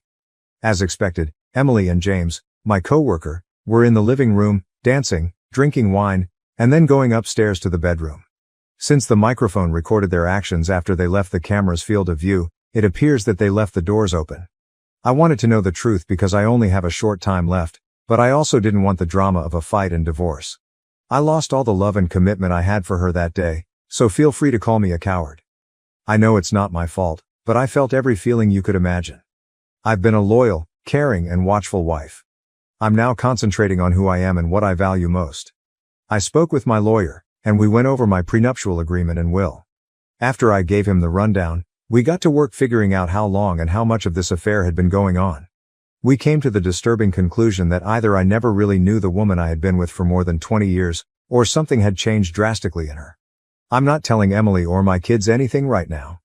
I have children from a prior relationship, but we never had children together. In order to give my kids and grandkids one final holiday memory with me, I'm going to put on a brave front and get through the holidays. In addition to trying to be a loving husband, I'll be the devoted father and grandfather. For those who are curious, Emily's affair partner, James, is a widower who hasn't been married again. I don't combine friendship and business, thus he is a business partner but not a personal friend. Jessica, the mother of my twins, made the decision to marry me, and at the time, I agreed that it was the appropriate one. When the children were 7 years old, Jessica, the mother of my children, wed a lovely man named Michael. Michael and Jessica never had kids together. I've been actively involved with the kids ever since I got my act together when they were 3 years old. At that point, I began to develop into the father I had always desired. Michael, Jessica, and I are all in our late 50s. James is in his early 50s, while Emily is about 55. Both Emily and I are in our first marriage. We were married when we were in our early 30s. Update. When the twins were born, Jessica, my ex, and I were still pretty young. Even though they came as a complete surprise, we made the most of it. I'm grateful for the life I've lived and the people I've loved as I approach my last days. They cherish these final times and keep my family near. All of the grandchildren are teenagers or older, and the twins are now in their 30s. Christmas is celebrated for 10 days every year. Christmas Eve to January 2nd is when we spend time at the farm. After everyone has arrived, we all gather to cut down a tree, then we cook, decorate, play games, and celebrate as a family. Since I purchased the property, Laura and her husband John have continued this custom. I'm still determined to keep my diagnosis a secret until after the year ends. Laura wouldn't be able to hide it if I told her, and I don't want to put John in a situation where he has to tell his wife a lie. I want the week to be enjoyable for the children and grandchildren. In a few weeks, we'll have plenty of time to prepare and grieve. In the long run, Emily's attendance this week will only be a small detail. To be honest, I don't give a damn about her nearly as much as I do about the other members of the family. It's an unusual financial scenario. After we were both financially and professionally established, Emily and I met and were married. She had 2 inheritances in a trust, a solid pension, and a good job. At her urging, we decided early on not to tell each other our full net worth. Additionally, at her request, we have a prenuptial agreement that states that any assets or trusts that existed before to the marriage, as well as any income derived from them, are not regarded as marital property. In addition to covering travel, food and petrol, I also supplied both properties, housing, and utilities. She basically had my full backing, and she spent all of her money and resources on herself. She purchased cosmetic surgery, clothing, a car, and personal trips. She has proven to be pretty disagreeable on the inside, despite her stunning exterior. I announced my retirement from the organization where I worked a few days after receiving my diagnosis. Now that I knew, I saw that Emily was a little uneasy. Since I'd be around more frequently, I can guess why. My last day of work is tomorrow, after which I'll be concentrating on spending time with my family. I don't know if Emily and James have had any more activities, but I suppose they have since I provided my lawyer access to the camera server information and allowed him to use it from his office. I don't give a damn now. James is a huge letdown, and I'm aware of my identity and value. I am not as ostentatious as James. In the winter, I prefer wearing jeans, t-shirts, and coveralls, and I drive a 12-year-old pickup truck. I am positive that James is not quite as wealthy as Emily believes him to be. How can I tell? I receive quarterly financial reports because the trust has invested in his company. My accountants and I are the only ones who know how much I have. However, let's assume that over the past 28 years, the trust has been increasing. I lead a simple life and my great-great-grandchildren have enough money to enjoy the farm and receive an education. Emily's reckoning will come when she recognizes what she's lost. I simply won't live to witness it. December was a very busy month. These past 2 weekends, we went on our customary social rounds. James attended one of the gatherings. It was difficult not to watch him and Emily. They probably didn't notice. I found it easier to maintain my composure because I'm so busy finishing things at work. Emily hasn't said anything that would make me think she's aware that I'm aware. I still share a bed with her, something I'm not proud of. Recently, I've been self-centered with her. She seems to have been using me for the majority of this year, yet I still feel like I'm taking advantage of her. Many of you have portrayed myself as honorable, but I'm not. I detest this little bit of dishonesty. Emily won't get everything, so don't stress about it. The trust is well cared for. Thanks to your feedback, I've taken precautions in case I pass away suddenly or if my health deteriorates sooner than predicted. When necessary, I have also arranged for in-home care. I will not be cared for by Emily. The lawyer will let Laura, John, and the children know if I become incompetent, and Emily will not be allowed to see me. Important papers, jewelry, and other necessities have all been relocated to a safe place. I've finally started writing letters to Emily and every member of the family. These have proven more difficult than I thought. Update: the mission has been completed. I've made it to 2024 and we had a fantastic holiday week free of trouble. I apologize in advance, but I find that laughing about my illness helps me deal with it. Recently, I've seen that I'm acting a little selfishly. I just have a few updates because everyone left yesterday afternoon. My week with my family is something I should treasure, therefore I won't discuss it. This week's observations regarding Emily. I genuinely believe that this is the first time she has betrayed me. She looked to suffer from spending the entire week with all of us. It's funny how someone's behavior makes more sense when you know something about them. The fact that she kept her phone a secret and frequently left our family get-togethers to get some air. The nicest part was when one of the grandchildren requested to accompany Mom when she had to run into town. She performed nearly ridiculous mental acrobatics to resist taking the grandchild. I must admit that I asked, why not? In order to play along. Thus the affair is still going on. Now that I'm retired, she has been inquiring about my daily or weekly plans. After telling her, I inquire about her plans. To tease her, I'll propose that we have lunch later this week because I'll be in the same vicinity. A cheater's worst adversary is uncertainty. I had a meeting with my lawyer this morning. I requested him to draft documents after making some decisions. I signed a new permanent will in place of my temporary one so it shouldn't need to be changed again. I had him draft divorce paperwork in anticipation of it all blowing out. She only receives 15% of our joint assets, such as furniture and housewares, according to the prenuptial agreement and the evidence of the affair. I maintain whatever I bought with my own money, including my retirement accounts and liquid assets. She must pay alimony if I insist on it. I have a folder including all of our evidence of the affair, which I have signed and am keeping in case I need it. By selling my debt to the trust, I gave the trustees permission to exchange it for stock in James's business. In relation to the trust, I have made a decision on its management. I'm going to drop one trustee. The 4 grandchildren will make up the remaining trusteeship, with the twins receiving the majority. John and Laura will serve as stand-ins for the grandchildren. The trusteeship will pass from Laura and John to each grandchild when they become 21. Laura receives the additional portion if any is left over. Next week, Laura, John, and the children will meet with me. I'll tell them everything I know. They will want to know why I'm doing this and will need to sign documents. My liquid assets, personal property, and the funds from James's loan will make up my personal value after this is over. In the worst situation, Emily's share of the trust's assets and worth will be minimal. I'll distribute the few personal belongings I wish to give to the children and grandchildren over the course of the upcoming weeks. My lawyer already has access to those in a secure area. A few of you made remarks on my health. I'm not resisting this, to be clear. I'm not experiencing any negative side effects from any treatments because I'm letting nature take its course. The family also observed that I was getting weary more readily. I dismissed it as simply growing older. The cough that started it all is still with me. My lung tumors were the cause of the diagnosis. I dismissed it as a persistent cough from a previous illness. When other problems start to surface, I anticipate things going south rather quickly, but by then, everyone will be aware. I want to be with the family as much as I can. With all of their various responsibilities, a big vacation would be difficult, which is why I found this week to be so crucial. It was the final time I could spend a lot of time with them all. We'll see, but I'm considering taking a quick trip for myself. I want to spend a day with every child and grandchild individually. That is my next objective. Update: the twins, Laura, John, my lawyer, and a notary came to my farm today. I finished the things I needed to, and this process has gone about as smoothly as it could have. The family is understandably upset. The tension in the room was evident when everyone came and saw my lawyer and the notary. I requested that they simply sit and listen to me, and then sign the documents once I was done. I would respond to all of their inquiries after signing the paperwork. Everyone is aware of the trust.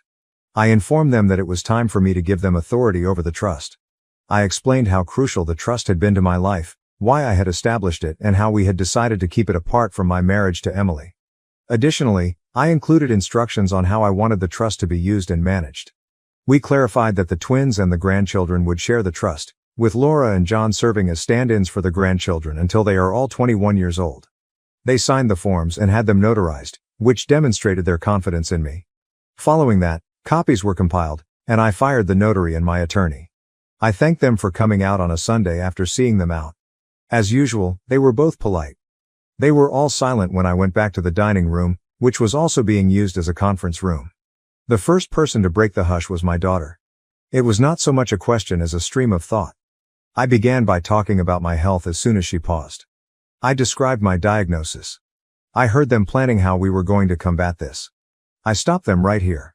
After outlining the likelihood and letting them know that I had already had a second opinion, I informed them of what you are all well aware. I will not be seeking treatment. I will allow nature to do its thing. We argued for the next hour or an hour and a half. Laura had to go fetch my daughter after she fled the room many times. My son John and I had a heart-to-heart while they were away. They can relate to my perspective. They understand, even if they disagree. Everyone agrees that once things settle down, Laura and my daughter will change their minds. When did I find out? That was the next question I knew was coming. I informed them. After that, there was more anguish and rage. I clarified that I was not a walking corpse and that I wanted one more holiday week. I was self-centered. After the holidays, I wanted my diagnosis to be made public. For the rest of their lives, I didn't want it to ruin their vacations. Sensing there was more, my daughter started investigating me. Until everything was out, she would not leave the room. Why in the world hadn't Emily told her, she asked. I dropped the final bombshell at that point. I explained to them what I had done in my initial post. For the first time, I could actually see my daughter's eyes blaze with rage. I then informed them that Emily is still unaware that I'm aware of it. I suppose you all prepared me effectively since I addressed the schemes and plans they had in mind, scenarios you all suggested, and I responded to the same questions. I assured them that I valued them far more than Emily in the end. I simply want to be at peace and not worry about Emily for the rest of my life. During the holiday week, I had to defend what I had done. They also pieced together her going outside to breathe and her decision to go into town without the grandchild. They were concerned that I was doing this by myself. I informed them that I have pals on social media that support me throughout my darkest moments. I still want this space for me, but I won't tell them where or how. They'll find out later. We've been discussing intermittently as a group for a few hours, and the emotions were pretty raw. However, I informed them that I had to return and discuss the trust. They are aware that the trust will be highly beneficial in preventing Emily from gaining access to my hard-earned money. She didn't attend this meeting because it protects them. Having stated that, I had to disclose the trust's finances. They all probably thought of the trust as a way to avoid paying taxes or as a way to safeguard assets in a marriage if the children are from a different woman. They weren't ready for me to give them the money. The audience became quiet as I began to review the balance sheets and assets. Then came the inevitable question. Why did you have this much after all those years of hard work? I gave them my personal financial theory, which they had heard a lot of times and had absorbed. However, I informed them that I had been living off the trust for years. I trusted them enough to send them to college. With that faith, I set aside time in my life for them.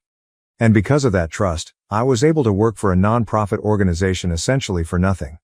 If I were to leave them and their kids with one example, it would be to utilize this trust to better the lives of others, not simply to sometimes write a check to a charity, but to work for a cause they support. By educating others and fostering relationships, I've achieved far more in my years with this nonprofit than I ever could have with a check alone. I'm not pleased that I was responsible for so many positive and negative changes in everyone's lives around that table today.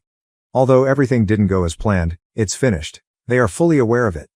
I pleaded with them to let me deal with Emily and to keep the trust a secret. For the time being, we'll maintain the status quo, but when I recover, things will be different. They all concurred. Over the course of the following few hours, we divided into smaller groups, spoke, cried, laughed, and prepared a supper. I expect the twins to return, but they all left an hour ago. I love my two in-laws very much, and I know they'll tell their spouses what's going on. That's just the way they are. I was aware that this was the last peaceful evening I would have. Even though I feel like a weight has been lifted, concern has taken its place. A brief update is provided. One of Emily's pals paid me a visit, which caught me off guard. Her name is Carol, and she is roughly Emily's age. Last week, she went out with Emily for a girls' night out. The girls actually spent the evening at Carol's place. If you have read my remarks, you are aware that Emily used a ride-sharing service and returned home pretty drunk last week. Emily and Carol have been friends for a long time, but I suppose that after more than 20 years of marriage, Emily has forgotten that I introduced them. My folks were friends with Carol's parents. I suppose Emily's instability has been exacerbated by my unpredictable behavior, and last week's girls' night was a tipping point for her.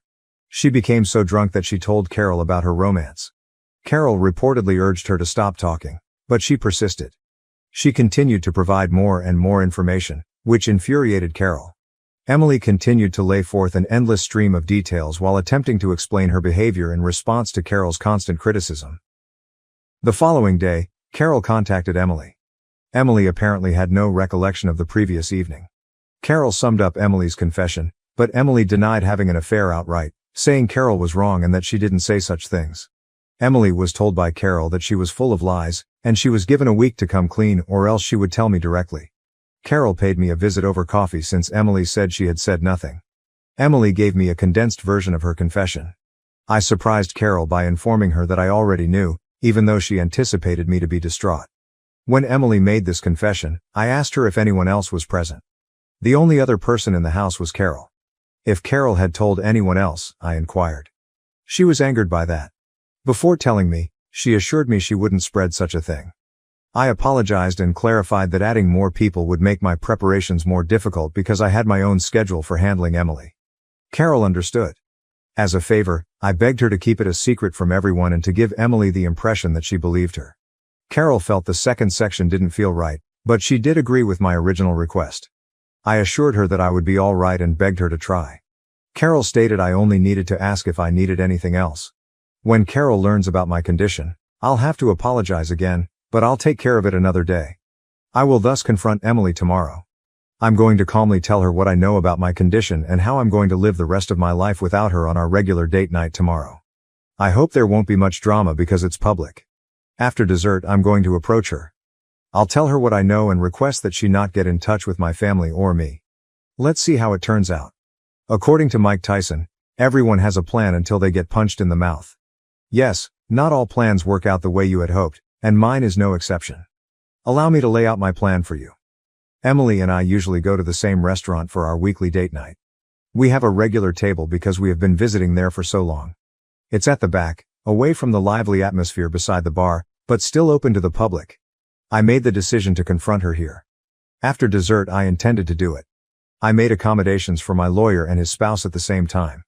Before we started, I paid the waiter, who has been serving us for years, for both of our meals.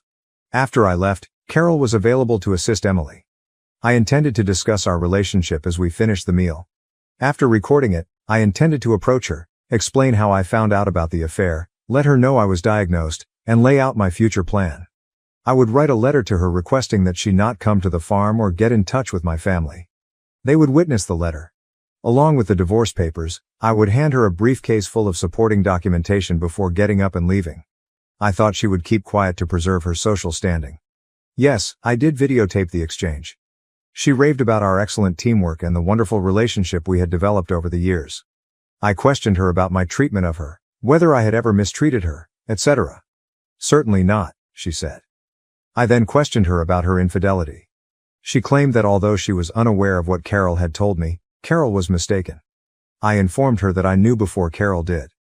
Emily was obviously rattled at that point, and I believe everything she had prepared to respond to this talk vanished.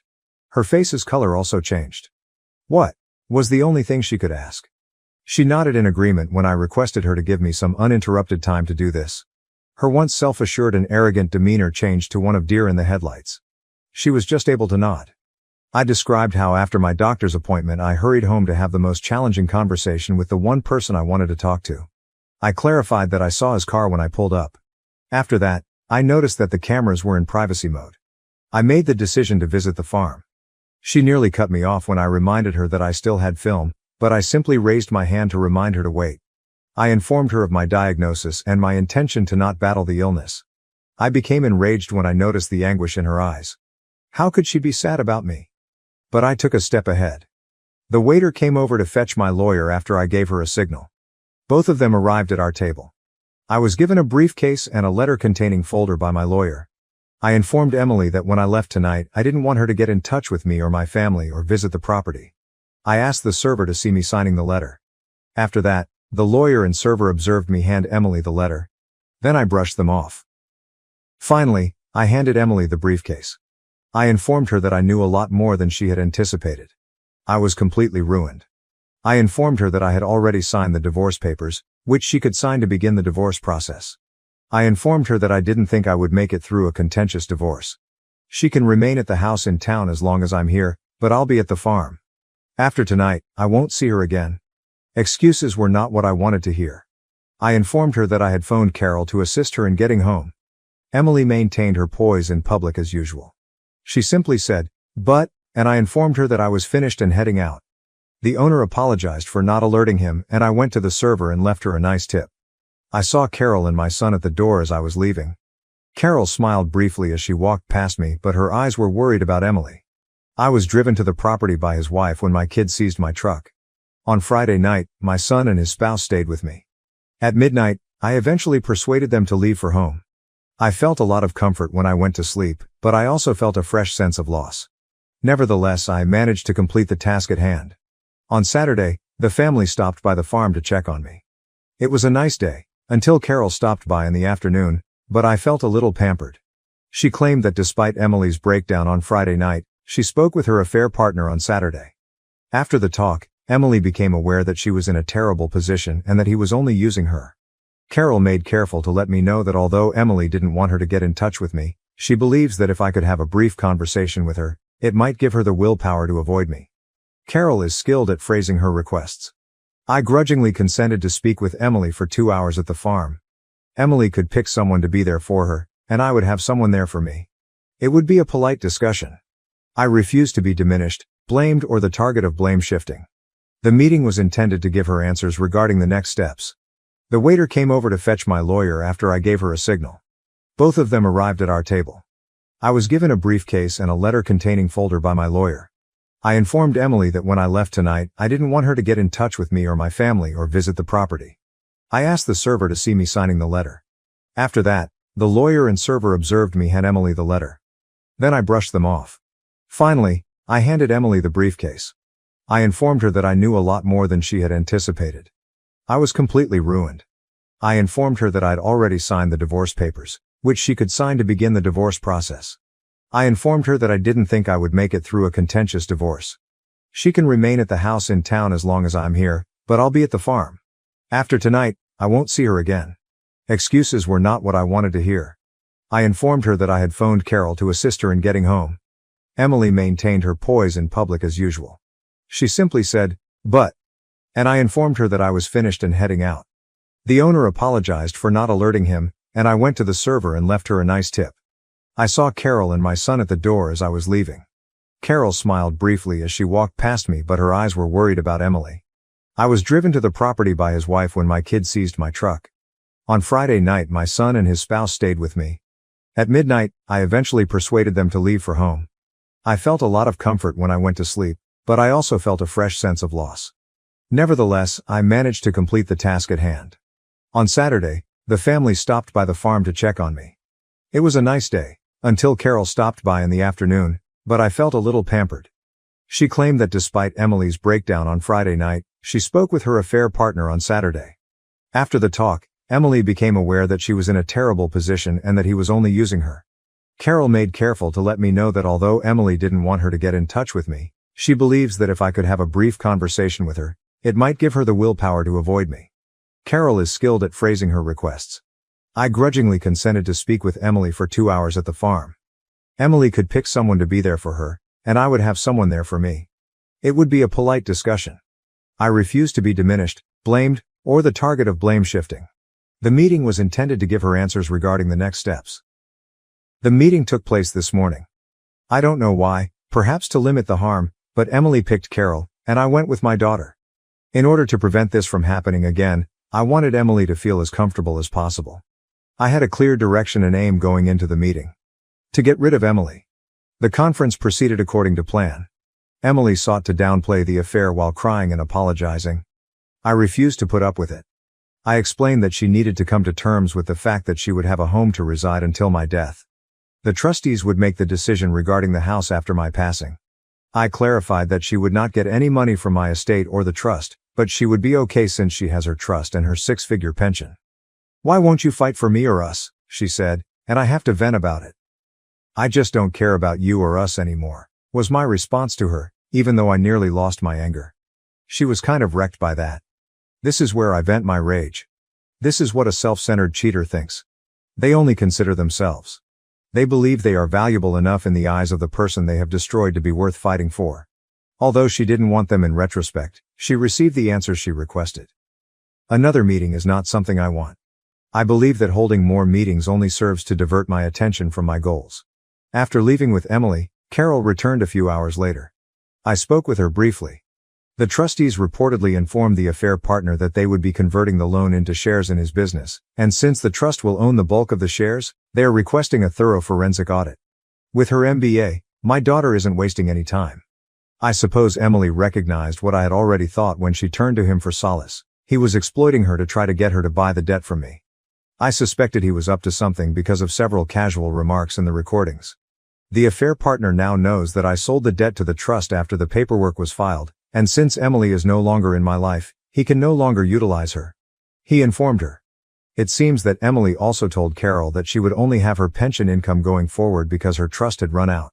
Compared to me, she thought living with the affair partner was more glamorous. She genuinely believes that his wealth surpasses mine. While my husband played on his farm, drove an old truck, and we traveled economy class, he travels in first class, drives lovely cars, and dines at upscale restaurants. When he declared his unwavering love and desire to marry her, she was preparing to file for divorce. I find it disgusting that she is so shallow and greedy. Although I won't be able to see it, I anticipate that my family will inform her of my value when I pass away. I'm so relieved that her actual nature has come to light so that I can deal with her and protect my family.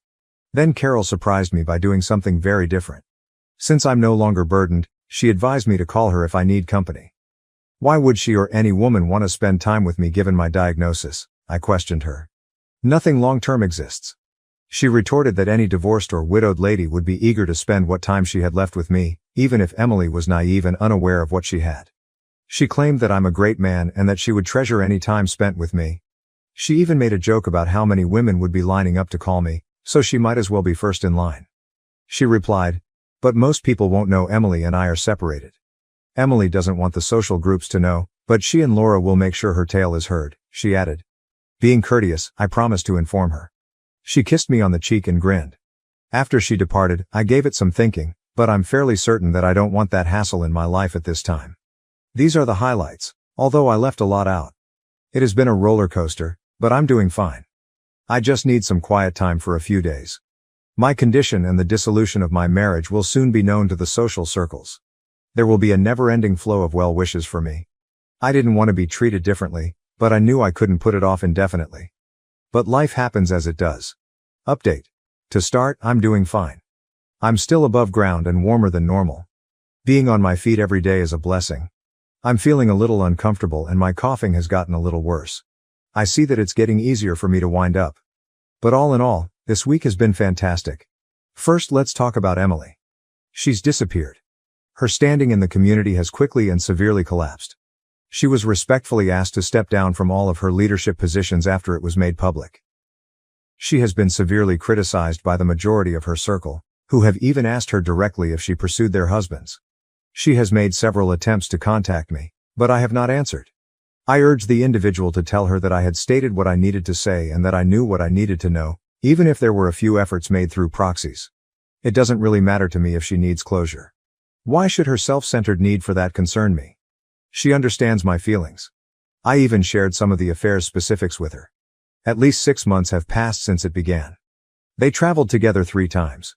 Once as newlyweds, once as a couple commemorating their 20th wedding anniversary, and once as a couple who met on vacation and stayed at the same hotel.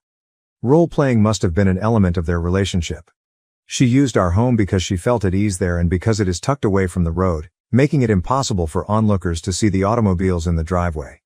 She even purchased a second vehicle for herself and kept it in a local parking garage.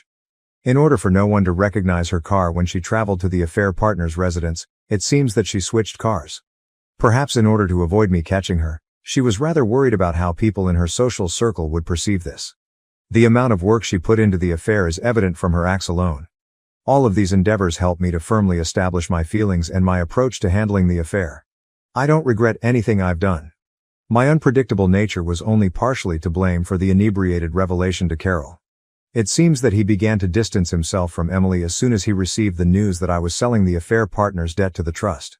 She must have gotten drunk and vented to Carol because she was under pressure to avoid being caught and since her affair partner was no longer interested in her. You are aware of what follows.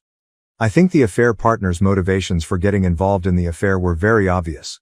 Emily is made even more pitiful by this, which in no way excuses her. The affair partner apparently needed Emily's assistance with his loan, while Emily desired a more opulent lifestyle with his wealth. It's fascinating how unattractive individuals are drawn to one another. We can find better mates if all of us nice folks just let the vile people get together.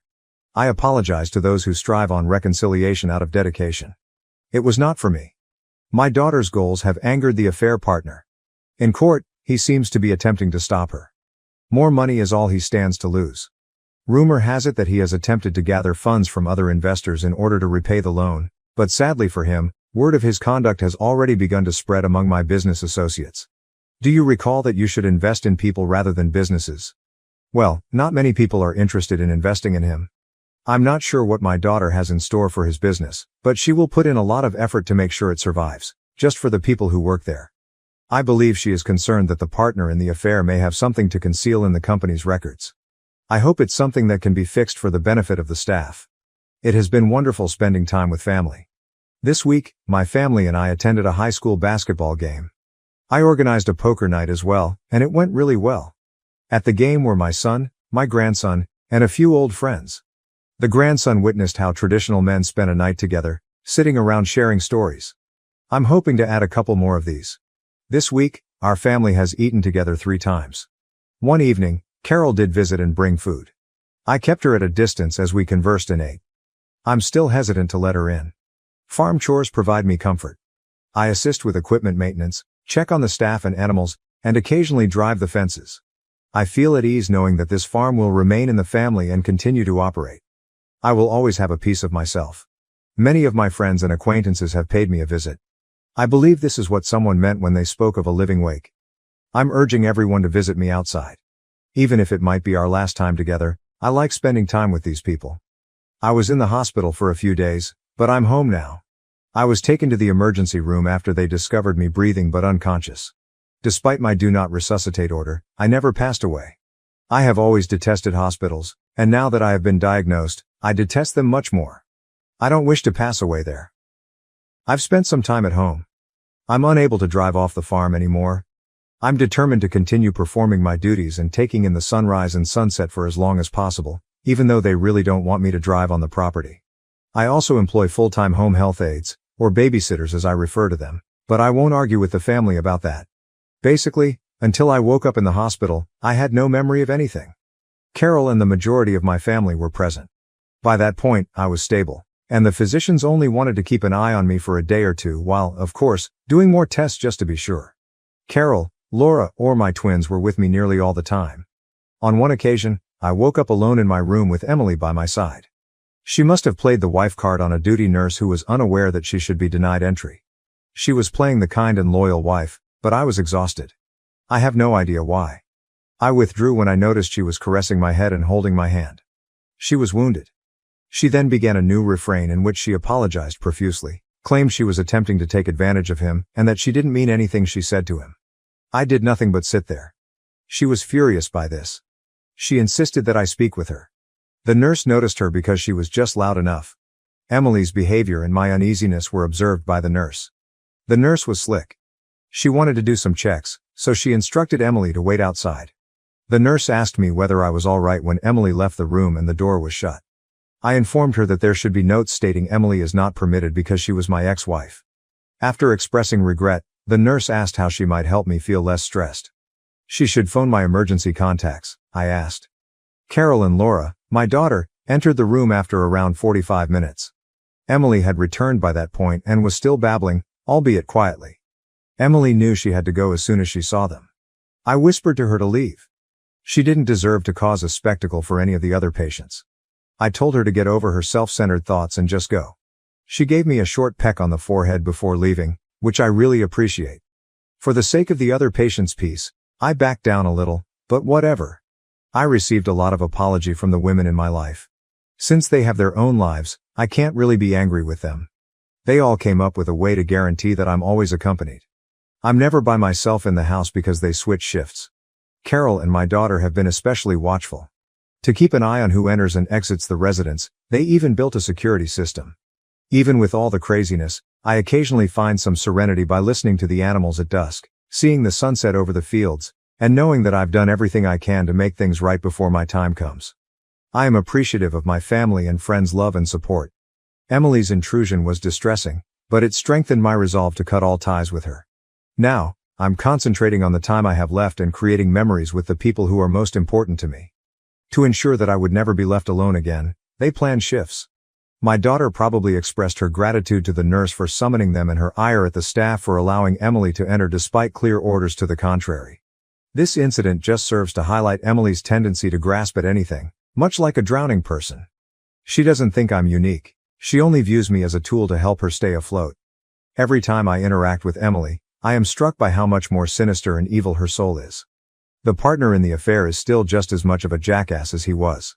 In conversations with my daughter, his accounting department essentially provided her the full picture since they know where the wind is blowing. The affair partner has not engaged in any illegal activity related to his business. He was obviously abusing every benefit and legal loophole to boost his income over his base wage at the expense of the company's bottom line. He will be extremely irritated when my daughter assumes leadership because he will see a 60% decrease in the company's value to him. His flamboyant lifestyle is going to face a brick wall because I have a suspicion that she may simply terminate him and demote him to a silent minority owner position. Although he has threatened legal action, he has not yet taken any concrete steps. His reputation and credit are severely damaged, in my opinion. Carol is now a more enduring presence in my life. I must admit that I enjoy the company and friendship. Perhaps she is exhausting me. Several days a week, she has been staying over. I'm hoping to recover as quickly as possible, but I'll need to rely more on other people now that I can't drive. I have never been in this situation before. Carol has volunteered enthusiastically to help me in this area, and before you ask, no, we are only sitting next to one another. This evening, it's time to unwind and begin dinner. I want to thank everyone once more for their support. Your messages mean a lot to me, and I will make an effort to go back and reply to them all. Update. I regret to inform everyone that my father passed away last week. He asked me to give you your letter from him, among other things. You are aware that my time here is coming to an end if you are reading this letter. I made movies and wrote letters to every member of my family, as many of you suggested. That made me decide that I should write one last letter. To all of you, that letter is addressed. I want to express my gratitude to everyone for their suggestions and support. I have valued this brief period of life greatly, and my family will undoubtedly value it long after I am gone. That final Christmas week spent with my family was my last present to myself and to you. I would have had to turn to my family if I didn't have a place to vent and get support, which would have meant giving up on my objective. It may not be a present to my family now, but it will be in the future. The amount of fun I had creating those short flicks is beyond words. Thanks to all of you, my family will have another little piece of me.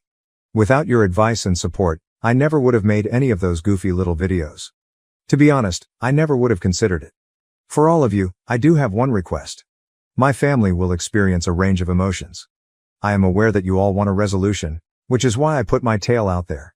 Please refrain from making too many demands for updates and give my family time to grieve. I have requested that they provide you with this letter and, if possible, a final update on Emily. It is up to them to make that last update. Please be patient, everyone. Lastly, from the great beyond, I send you my best wishes and all the love I can provide. Keep in mind that nobody can guarantee tomorrow. Recognize the value of life and savor each moment. Treat yourself and those around you with kindness. I pray none of you have to follow in my father's footsteps, but if you do, know that I will do everything in my power to support you. Keep in mind that you are all really valuable. Nobody should ever tell you otherwise. From wherever I wind up, I'll give as many virtual hugs as I can. Thank you is all I have right now, yet it frequently feels so insufficient. I appreciate everything you've done. I hope that we will cross paths again in the hereafter, but not too soon. To be clear, I am the daughter of the individual who sent the letter in the last update, whom some of you believe to be my brother. In fact, it was me. I'm happy Dad left you all this letter so he could express his thoughts. In terms of Dad's death, he did not endure the same level of suffering as others who would have had his illness. I find solace in the fact that he passed away peacefully while he was sleeping. In keeping with his character, he had scheduled an autopsy in advance to make sure Emily couldn't use any aspect of his illness or demise to challenge his wishes. He had a knack for making plans for everything. I find comfort in the knowledge that there was some mercy at the end, even though it turns out that he died of a heart attack. He was cremated as he requested. While the remainder were scattered during the spring planting, some of his ashes were interred with a monument in an ancient farm cemetery. His desire to be a part of the land he loved so much was fulfilled. Emily wasn't there when we had the memorial on the farm. Security had been set up by the funeral home to make sure she couldn't go. For years, Dad had been trying to get us to move to the farm. When he retired, he even planned out home sites in the hopes that we would all move there. He had been made fun of, but we didn't take his suggestion seriously. In retrospect, I regret giving her such sway. My brother and his wife, along with my husband and I, will be relocating to the farm beginning this year. We have chosen a stunning location. At our insistence, Mom and Tom will move into Dad's home. We should all be closer together. It just feels right. Regarding Emily, witnessing her world fall apart has taught me what it really means to be a pariah. Her personality has entirely changed, and she appears to have aged 20 years in just a few months. She challenged the trust assignment and the will, but those issues were promptly settled, and she was unsuccessful.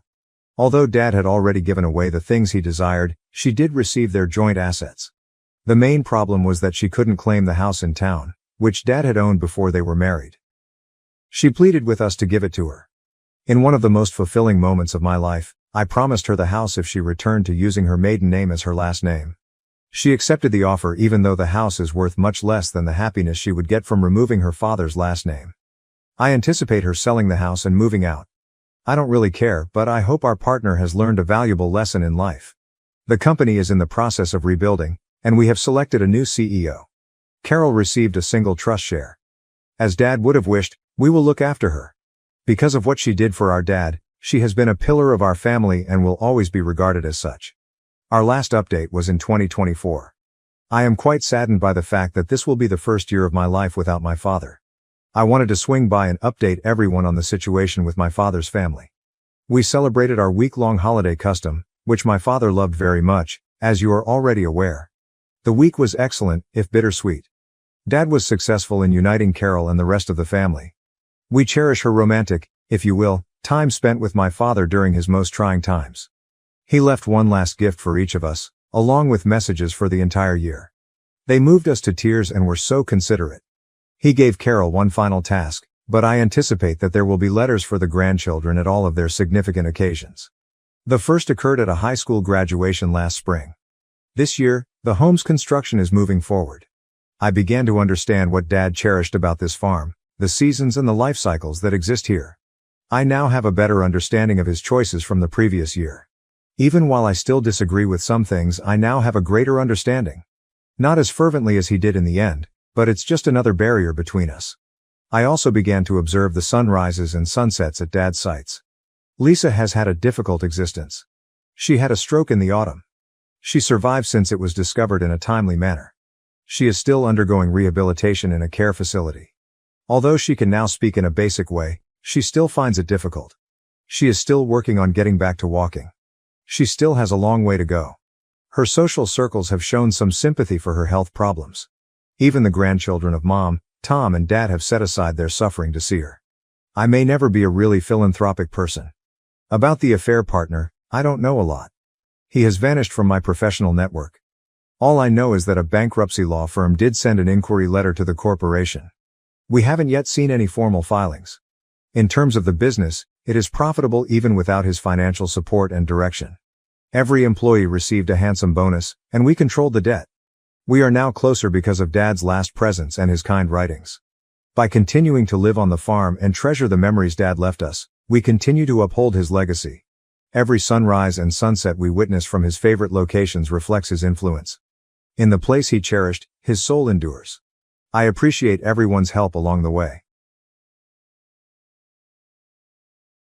Am I the asshole for refusing to split my college fund with my dad's affair child after he pressured my family to give him a share? Original post. My father dropped a big bomb on our family last year when he revealed that he had a secret son from his affair years ago. After my mom found out and gave him the ultimatum, he cut things off with the mistress and she moved away until last year when she introduced him to their son Hank. I really don't give a damn about his latent father instinct since he didn't give his other family any consideration when he broke the news. Thank God my mom divorced him and now neither my brother Connor, M18, sister Sophia, F15, or I want anything to do with him anymore. Here's the thing though. We have a shared college fund that my mom's parents set up for us when we were little. My parents contribute almost half of the money and my maternal grandparents contribute the other half. The account remains under my mom after the divorce. As far as I know, he stopped contributing to that account after the divorce. Last month, I found out that my dad's been harassing my mom because he wanted to add Hank as a beneficiary to the college fund for my siblings.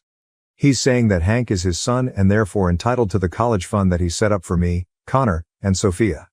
My mom told him off and now he has been going around harassing her online and to their mutual acquaintances and friends, claiming that she is heartless and cruel for taking her anger out on an innocent child. And then, he also had the genius idea to reach out to me to put pressure on my mom. He said I should consider opening up my heart to Hank who grew up without a father and wasn't set up in life like my siblings and me. I left him on read since, honestly, the things I wanted to say to that callous evil monster may be too much. Yesterday he changed tactics and now said he wanted to withdraw all his part of the money from the account, divided them to make sure Hank has his share and deposited the rest back into the account. With the caveat that since Connor and I didn't need to use the college fund for tuition since we both had full ride scholarships, the money would be divided into 2 parts. For Hank and Sophia, instead of into 4 parts for his 4 children. And now he, some of my dad's side of the family, and even the mistress are pressuring my mom to agree to that. And I'm praying that she won't. It physically makes me angry that we're being asked to split our money with my dad's affair child. Even if yes, I don't need to use the money to pay for school, I will need it in the future. Same with Connor. And I know for a fact he would never use the same reasoning to exclude Connor and I from the fund just to have the money solely for Sophia in the same situation. It's all for Hank. I understand that Hank is innocent and not responsible for his parents' actions, but I don't think of him as my brother. Hell, I don't even think of my father as my father anymore, to be honest. As far as I'm concerned, my family consists of me, my siblings, and my mom. That's it. So, AITA? Edit. I'm 23, Hank is 14. OOP's comments. What type of fund? Where I live, if the funds are unused due to scholarship, we can withdraw it and won't be penalized. And I'm considering getting a master's degree, so even if I didn't have to pay for my undergraduate, I probably will need it for grad school. The fund is a state-sponsored savings plan. Sorry, I can't give the actual name since it's very specific to where we live. Commenter. NTA at all. Where does your father get the idea that he set up this fund when it was your grandparents on your mom's side? Do his family members know the whole story? OOP. Yeah, that man's delusion is out of this world. His audacity is truly unmatched. My paternal grandparents know and support us. I know my grandma has been trying to get him to back off, but he unfortunately doesn't listen to her. It's mainly my dad's brothers who are joining him to harass my mom. I don't know if they know the full story or not. Since grandma and grandpa know, I feel like they do too. Update. Thank you so much everyone for the support and advice, I really appreciate it. I talked to my mom this morning about getting the lawyer involved and also about a potential restraining order. She has been talking to the lawyer about dad's demands and it looks like he really doesn't have any rights to it. I think some of you are correct that he is doing all this because he knows he won't win in court. As for a restraining order, mom is hesitant to do it right now since dad has visitation rights with Sophia and she doesn't want to make it too complicated for my sister. But she promised me that if things get worse she will get one.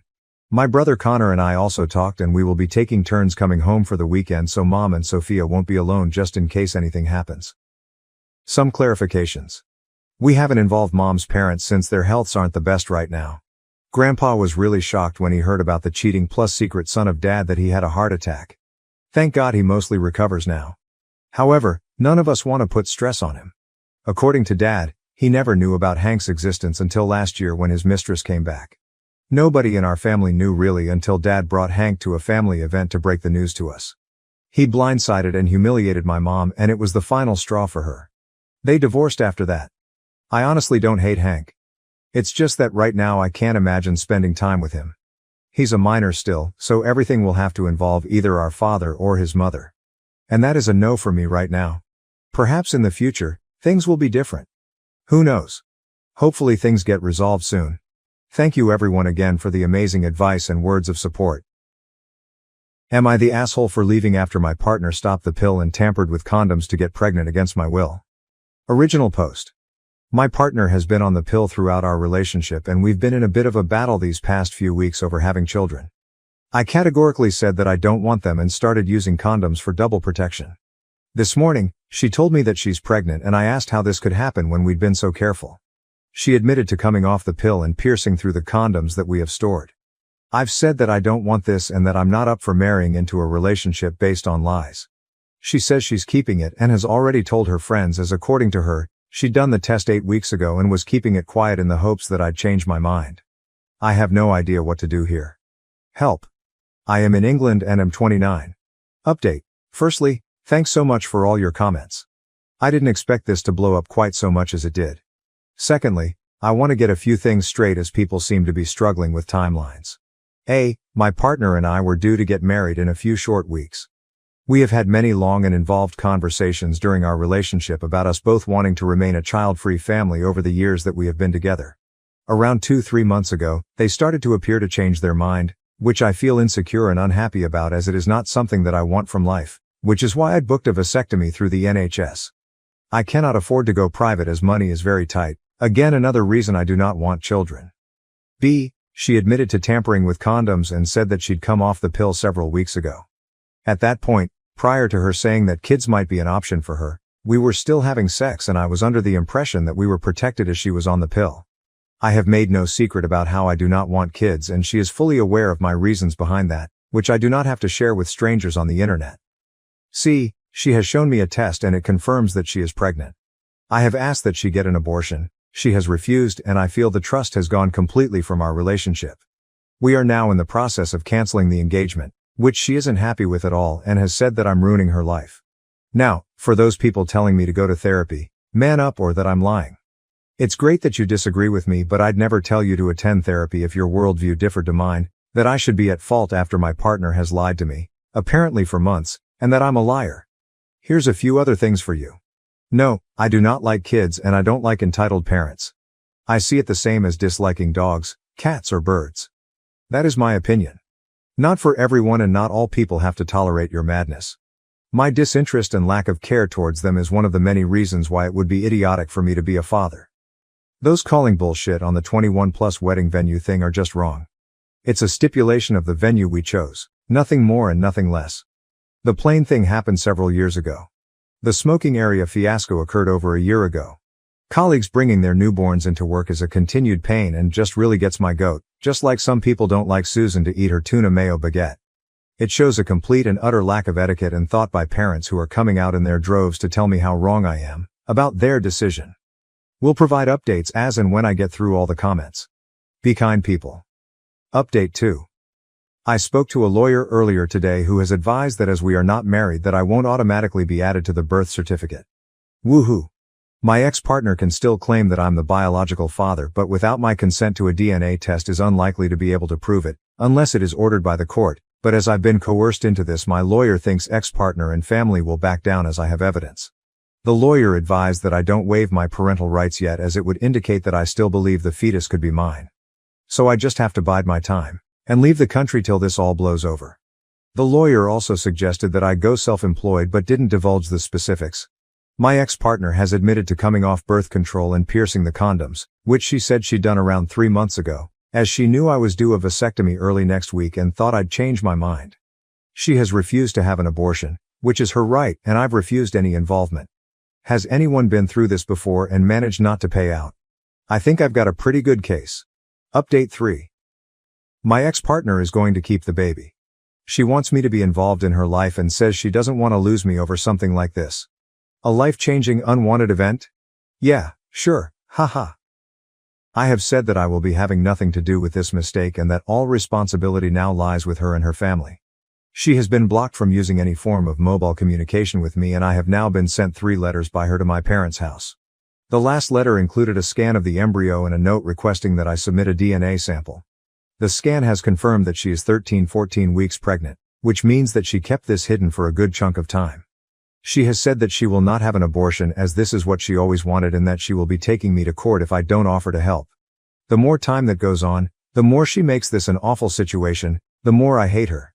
I refused the DNA test and sent her screenshots, on my lawyer's advice, of the conversation where she admitted to coming off the pill and piercing condoms in an attempt to get pregnant. She has now gone quiet, until this morning. She is pursuing legal action against me, my family, and is looking for a private arrangement of child support. The amount she wants for this bag of cells is triple the recommended amount via the government, and is one of the reasons she is trying to get me to admit that it's my DNA in that embryo so that I can keep me. I have just lost my job. I have no savings. This is going to ruin me, my life, and the only way out that I can think of is just to run off a cliff and hope for the best. I hate this. AITA has no consensus bot. OOP received mixed reactions. Relevant comments. OOP on having the conversation with his partner about children. OOP. We did have that conversation. 8 years ago. She changed the rules. She and I agreed on no kids 8 years ago. She then lied about birth control and put holes in the condoms we used to have sex. How the fuck is that me causing a problem? You sound like a delightful chap. She was my partner, now she isn't. Also, dude, regardless of where we are in our relationship, there's always respect for the women, not girls, that I'm with. I would not call my partner my girlfriend, because I don't like the term. As I mentioned in my post, we had the conversation 8 years ago, and as I've mentioned in other posts asking for advice, we've always spoken about being a child-free couple. My point here, if you read it with your peepers focused on the words, is that she made the decision to go off birth control without telling me at some point, I don't know when. After disagreeing on children ahead of us getting married, I started to use condoms when we had sex under the impression that this would be double protection, when it was actually no protection at all. So in answer to your final quip, it's not gone very well, but I don't need someone like you to say this sort of mad shit. OOP on dealing with vasectomy. He had to have a legal reason for needing one. OOP, I have visited my GP for a referral 3 times, 24, 26 and 29. The first 2 times I was denied due to my age and the idea that I might change my mind. Average waiting time, they said, can be between 6-9 months, but I don't know if that's a deterrent for men, as I was scheduled for my procedure 3 months after my approval. I am still going ahead with it. Update, October 16, 2024. Editor's note: edited out the first part of the update as it is a rehash of the original post. Update 4. My ex's parents have now got involved and have lumbered me with a court-ordered DNA test, or the option to lay child support and have no involvement.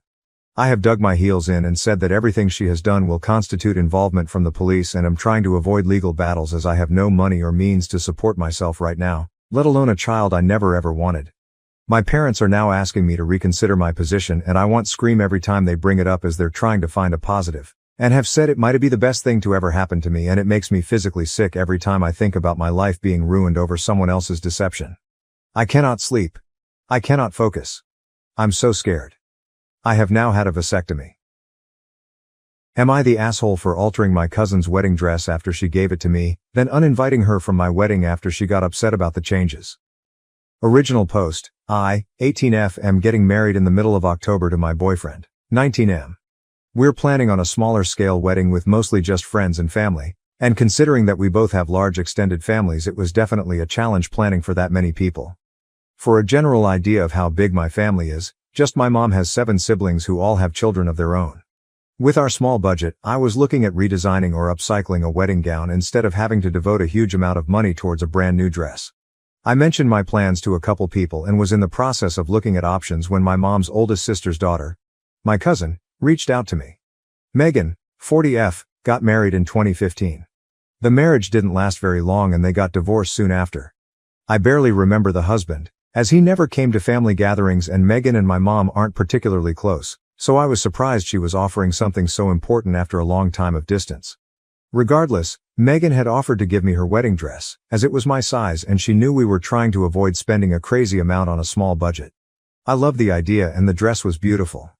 I did make sure she was comfortable giving it to me rather than loaning it, and she assured me that it held no emotional significance and she couldn't care less if she didn't have to hang on to it. I thanked her and took home the dress. One thing about me, however, is that I am a very chaotic seamstress, and I make the majority of my own clothes. And while I did love the original dress, I wanted to make some small changes to the hem and neckline to fit the theme better. The original dress was super full skirted with a long hem, and since my wedding is outside, I wanted to make sure it wouldn't be dragging in the dirt. So I took some layers off the underside, removed the trim and removed the sleeves to tighten the bodice. I was so happy with how it turned out, and my mom and friends agreed that it was perfect. Here's when the trouble started. My mom had taken a picture of me trying on the dress and decided to send Megan a picture alongside another thank you. However, she responded with a cold comment over text and called me later that night. She said that I should have asked her permission before ruining her dress, and that if I had thought it was so ugly before, I should have bought my own. I tried to explain that the changes I made were small, and that I did ask before I took it if she wanted it back afterwards. She blew up at me saying that it was too different, and that she could never wear it again, even though she never gave the impression that she wanted to. Megan has already started before that she has no interest in getting remarried ever. I asked what she wanted me to do and she snapped at me that it was too late. She hung up and has apparently been telling people I slutted out her wedding dress and made sure I would embarrass her by outdoing the original dress. I don't know what to do about it. The wedding is way too close to consider making myself a dress, and I have my heart set on having something unique and personal for my wedding. Her mother called both me and my mom saying I should have asked, that I'm a spoiled brat for taking advantage of Megan's kindness and generosity. My parents and a few family members who I've told think I should uninvite Megan and just wear the dress, but my aunt is saying I would break Megan's heart unless I find something else. Should I give up on my dress and see what else there is? To provide some context and answer some questions, Megan and I are not super close, from both the age gap and different lifestyles. Megan is the 3rd cousin out of 21. I am the 9th. Megan, being the first girl child in the family, grew up with a lot of expectations and pressure, and ended up marrying a very religious and controlling husband.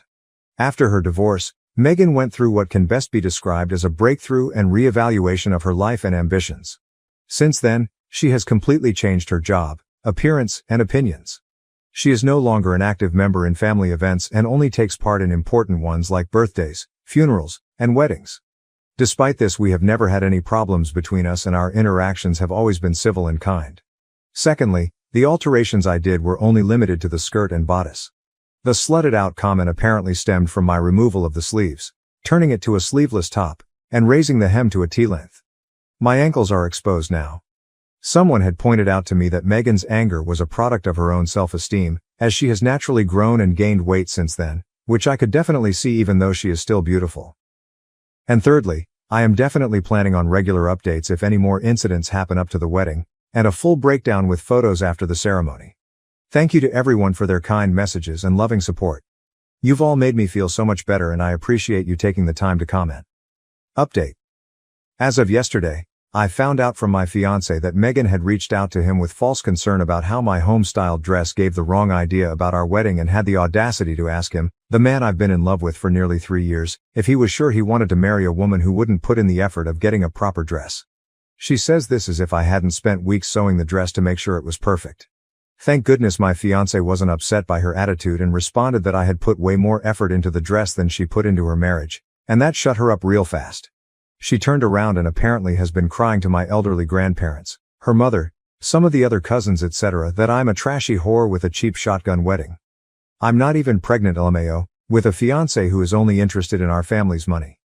My fiancé is a mechanic, and regardless of the fact that he is doing really well and makes a pretty good salary, she still seems to think he's beneath her. Some of my older cousins, the ones I don't talk to as much, have actually expressed concern about whether or not they want to go to the ceremony at all. I blame my aunt for spreading misinformation, which I managed to assure them wasn't true. After all of this, I reached out to Megan saying that because of all her comments and insults she is no longer invited to the wedding. I admitted that I was sorry for the situation, but I can't keep pardoning her rude comments on what is supposed to be a happy time in my life. She snapped that she wouldn't show her face at my pathetic excuse for a wedding, and that she can't wait to see how I act when he leaves me. Overall, I am pretty confident that Megan and I's relationship might not recover, but at this point I don't regret anything. Here's hoping everything else cools down in the next couple weeks and I can go into our day with no negativity at all. Am I the asshole for altering my cousin's hand-me-down wedding dress after she told me I could have it? Top comments. Commenter 1, wear the dress, invite the cousin. Use the pieces of the dress to make a decorative pillow for your rings and present it to her at the reception as the best cousin ever for gifting you the dress. It will be a public moment and you will never hear about it again. Commenter 2, totally NTA. Your mom blew it by taking photos and posting. That was unfortunate. Issue 1. Issue 2, do you have that text or email agreement, paper trail, of her IDC about the dress convo that you can refer back to? Sorry that you're going through this. This isn't something any soon-to-be bride needs to deal with. Truly, sounds like she was more emotionally connected to that dress than she thought. There's nothing you can do at this point other than add a note of appreciation of her selfless offering of the dress. Don't uninvite her, just make sure one of your MOH are watching her on your day. Commenter 3, NTA. If your cousin didn't want it changed, she should have said, don't make any alterations. It sounds like you made some sensible changes, don't let her ruin your day. Commenter 4. Your cousin specifically told you that she was giving you the dress and she didn't want it back. So now you are the owner of the dress. You can make any changes you want to it. She can't come back later and attach conditions to the gift. It's your dress OP, you should wear it. Let aunt and cousin know that you will be wearing the dress and they are welcome to attend, but you understand if that's too much for them. Update. Hi everyone. I made a post on this subreddit a few months ago about my 18F wedding dress and all the surrounding drama that came from it. I had been given my 40F cousin's old wedding dress from a failed marriage and altered it to better fit the needs of my ceremony and my style. She did not appreciate the changes and became very rude and hurtful. My wedding was 6 days ago and I was asked to do an update, and I am happy to share how it all went down. I am still so happy how my dress turned out, and was very glad to have shortened the train, as there had been rain the night before and morning dew on the grass. The shorter hemline saved me a lot of mess and damage in the long run. Plus, I felt beautiful and it made such a special day all the more amazing. I had told my cousin, Megan, that her behavior was rude and unnecessary and that I did not want her bringing her unpleasantness to my day. However, her mother, who had been one of her primary supporters, had apologized in order to go to the ceremony. So while Megan herself was not actually at the wedding, I had not completely excluded the issue. Megan's mother, 71F my aunt, is your basic senior white woman, and usually expresses her opinions in a loud and unspoken manner, so I was uneasy in the beginning when she arrived. She didn't make a fuss throughout the ceremony though, and everything went smoothly. I sneezed while walking down the aisle, but that wasn't anyone's fault in particular. The reception was at an outdoor garden where we had set up under a gazebo with a temporary floor for tables and eventually dancing, with a slightly elevated platform for the big table and speeches. This is where my aunt decided to make sure everyone knew about her daughter's dress. After a few speeches, Following my friend's champagne rendition of that time we went camping and the tent slid down a hill, she made her way up to the podium. She started her speech in the usual, unassuming way, congratulating us and remarking on how far we've come as people. Unfortunately, she decided to tie this statement into a comment of, "You've even made your own dress." I mean, not really, actually, it was Megan's first. She then went on into how she remembered shopping for the dress with Megan for her own wedding, and going on and on about how it was perfect and made for her. At this point in the speech I was just staring at her in confusion, while my husband and everyone else just sat there awkwardly waiting for her to be done. She finished her speech with a half-assed backtrack to me looking lovely and wishing us good luck on our marriage. She mumbled back to her seat and let the ceremony keep going, looking entirely too proud of herself. Other than that, the only other trouble she caused was her apparently showing everyone she could manage a photo of the original, which is really not that bad in the grand scheme of things. I am so happy that my family and friends were able to be there and celebrate with us, and can't wait to see what comes for us next. Thank you again to everyone who commented and reassured me in the beginning. You've all been so kind. Who knows, I might even dye the dress another color and keep it around just in case an appropriate event comes up. Relevant comments. Commenter 1. When you got the dress, did you get permission to alter it? Perhaps there might have been an expectation for it to go back to her when you were done with it. OOP, I did. I mentioned in my original post that I had asked specifically if it was mine to keep and she agreed. That was a big worry of mine in the first place, but she told me she had no attachments to it. Commenter 2, you should reach out to your aunt and thank her for making a speech showing her support of you and your marriage. You got so many compliments on the work you did to the dress after she pointed out that you did all that yourself. Everyone was super impressed by the before and after pictures, so you wanted to give her a personal thank you. I think that they would have made comments about it being cousin's dress, and shown pictures, if you didn't make adjustments. So I think you picked the better path. Commenter 3, once someone gives you something it is yours to do with as you wish. If she didn't want you to alter it in any way she should have put that condition on the give. Then that way you could have refused it since it wasn't as you imagined your dress to be. You weren't wrong and your aunt and cousin need to suck it up and never mention it again. Am I the asshole for cutting ties with my dad after years of being blamed for my mom's death and refusing to pay his rent? Since the day I was born, my life has been challenging. You see, my mother died in the hospital while giving birth to me. After that, I was raised by my father, who somehow held me, a physical baby, responsible for his wife's premature passing. Not a day went by during my upbringing in our home without my dad reminding me, in his own cruel manner, that I was the reason my mother disappeared. He would never stop telling me that he never truly wanted me and that my birth had taken away the person he loved the most. He would remind me that I had to work hard and live up to the enormous price my life had paid. If not, my mother's passing would have been pointless. Hearing those cruel remarks as a child was terrible, as you may understand. I was too young to completely comprehend the intricacies of wrath, sorrow, and sadness. I also needed my mother, but she was no longer with me, and the only parent I had left acted as though I were the issue. Instead of protecting me, guiding me, and providing me with comfort, my father became the one who never stopped reminding me that I was not welcome in his life and that my very presence was a curse. It was quite challenging to grow up in that setting. I frequently felt bad just for breathing and existing. At times, I longed to speak with him and express how wounded I was by his remarks and how they made me feel as though I didn't belong, even in my own house. But I didn't speak because of fear. I was greeted with greater resentment and rage the few times I tried to speak up. The outcome was a childhood characterized by a strong feeling of isolation and loneliness. I felt like I was always on edge, trying to prevent my dad from being even more resentful of me, while other children had parents that supported them, consoled them when they were depressed and made them feel comfortable. The existence of so much resentment and hate toward that aspect of myself that I couldn't alter, the mere fact that I was alive, was just as painful as the absence of love. I made an effort to comprehend my dad's suffering in spite of everything. I was aware that Dad had been devastated by the loss of my mother and that he had never really recovered. However, that didn't make it any simpler to live with the consequences of his statements. As a young child, I was attempting to figure out where I belonged in a world that frequently seemed unfriendly and chilly. I still secretly yearned for his acceptance, love and approval in spite of all the hurt. Despite everything, I always hoped to somehow make my dad proud. Every time I brought home a report card with decent scores, I recall the excitement I felt, hoping that perhaps this time would be different. Excited to show him what I had done, I would approach him in the hopes of receiving a grin or a supportive remark, anything that would give me the impression that I was enough in his eyes. However, it was always the same. He would groan, hardly look at my grades, and advise me to keep working harder at my studies because they were still not good enough. He would argue that it wasn't a huge deal because hundreds of other children could receive the grades I did. I was greeted with disinterest and a continual reminder that I wasn't living up to his standards rather than pride or satisfaction. For him, no matter how good I performed, it was never enough. I was affected by his disapproval in areas other than academics. Every time I wanted to engage in extracurricular activities with my friends or play sports, he would quickly put an end to it. I was informed that my studies were the only thing I needed to concentrate on in order to leave his house as quickly as possible. I was reminded by those hurtful remarks that I was not a child to be cherished and cared for, but rather a burden.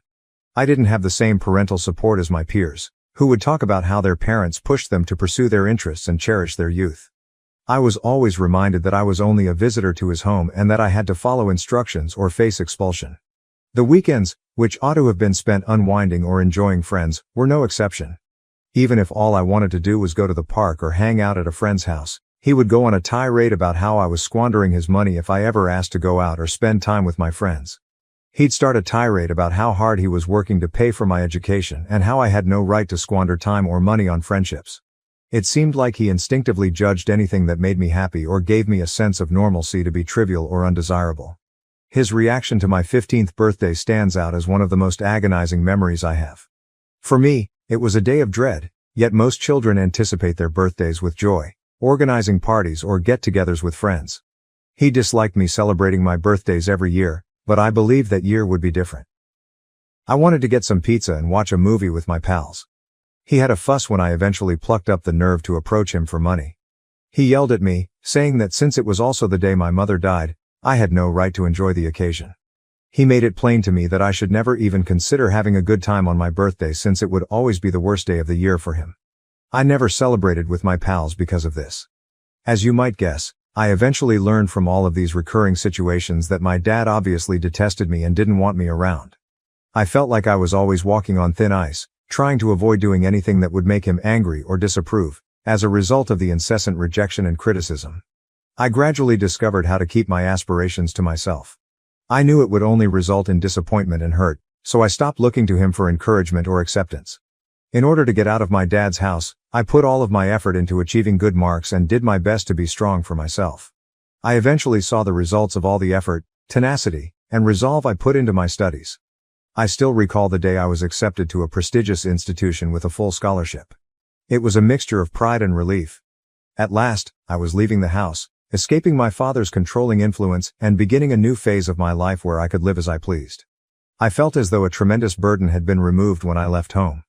I was genuinely free for the first time in my life. I had some of the best times of my life throughout those 4 years of college. It was a time of joy, progress, and self-discovery. I was able to experience all that had been out of my reach for so long and live like a typical young adult at last. Even though he made an effort to exert greater control over me from a distance, I stopped listening to my dad. I'd had enough of living under his rule. It was time for me to take charge of my life and create the life I want. Even with my newfound independence and the excitement of college life, I never lost sight of my objectives. I maintained my good marks because I was eager to take advantage of the chance I had worked so hard to obtain. However, I also made sure to have fun and take advantage of everything that college had to offer. I joined clubs, attended parties, made new friends, followed my interests, and at last began to live my life as I had always dreamed. I met Sheila, my girlfriend, about this time. One of the most amazing and surprising things that happened to me in college was meeting her. There was something about Sheila that captured my attention right away. We are both very similar in that we are driven, ambitious, and career-focused. Beyond that, though, our deeper connection was what truly set our relationship apart. No one else ever understood me the way Sheila did. The fact that we can sit together for hours on end without having to talk to each other is one of my favorite things about her. She lets me lose myself in my thoughts, which is really uncommon in relationships. I never feel under pressure to be someone else when I'm with Sheila. Whether we are sitting side by side, content in our solitude, or discussing our aspirations and ambitions, we appreciate each other's presence. For the first time in my life, Sheila gave me the genuine sense that I didn't need to bear the shame I had been carrying around for so long. She was able to see straight through the misery I had been experiencing. Pain that had grown so pervasive in my life that I was virtually blind to its abnormality. Sheila emphasized how terribly incorrect it was for my father to hold me responsible for my mother's passing and how no child should have to deal with that. She urged me to go to therapy, which I had never given much thought to before. I didn't even know there was a method to break free from my dad's influence because his words were so embedded in my brain. One of the things that changed my life the most was going to therapy. At first, it was difficult since it required a lot of bravery and work to face the truth about my childhood, admit the trauma I had experienced, and learn how to destroy the harmful ideas I had internalized. However, therapy let me see things that nothing else had. It made it clear to me how faulty my dad's reasoning was and how much I was worthy of better. I gradually came to understand that my dad's resentment and rage were his problems, not mine, and that I wasn't responsible for my mother's passing. I saw that my anger toward my dad increased as I began to recover. It seemed as though all of the bitterness I had been harboring was at last emerging. For years, I had been carrying the guilt he had placed on me while attempting to gain his favor and be the child he desired me to be. However, I was now coming to the realization that I had nothing to do with that and that he had unfairly and cruelly burdened me with his rage and anguish. I found it challenging to keep up any sort of contact with him during my time in college because of this rage. I rarely spoke with him, and when I did, it was tense and brief.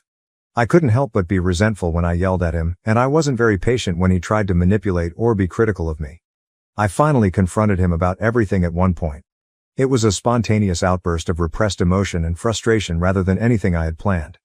I explained to him how his words and deeds had severely damaged my mental health throughout the years he had held me responsible for my mother's passing, and how I was determined to stop him from doing that to me.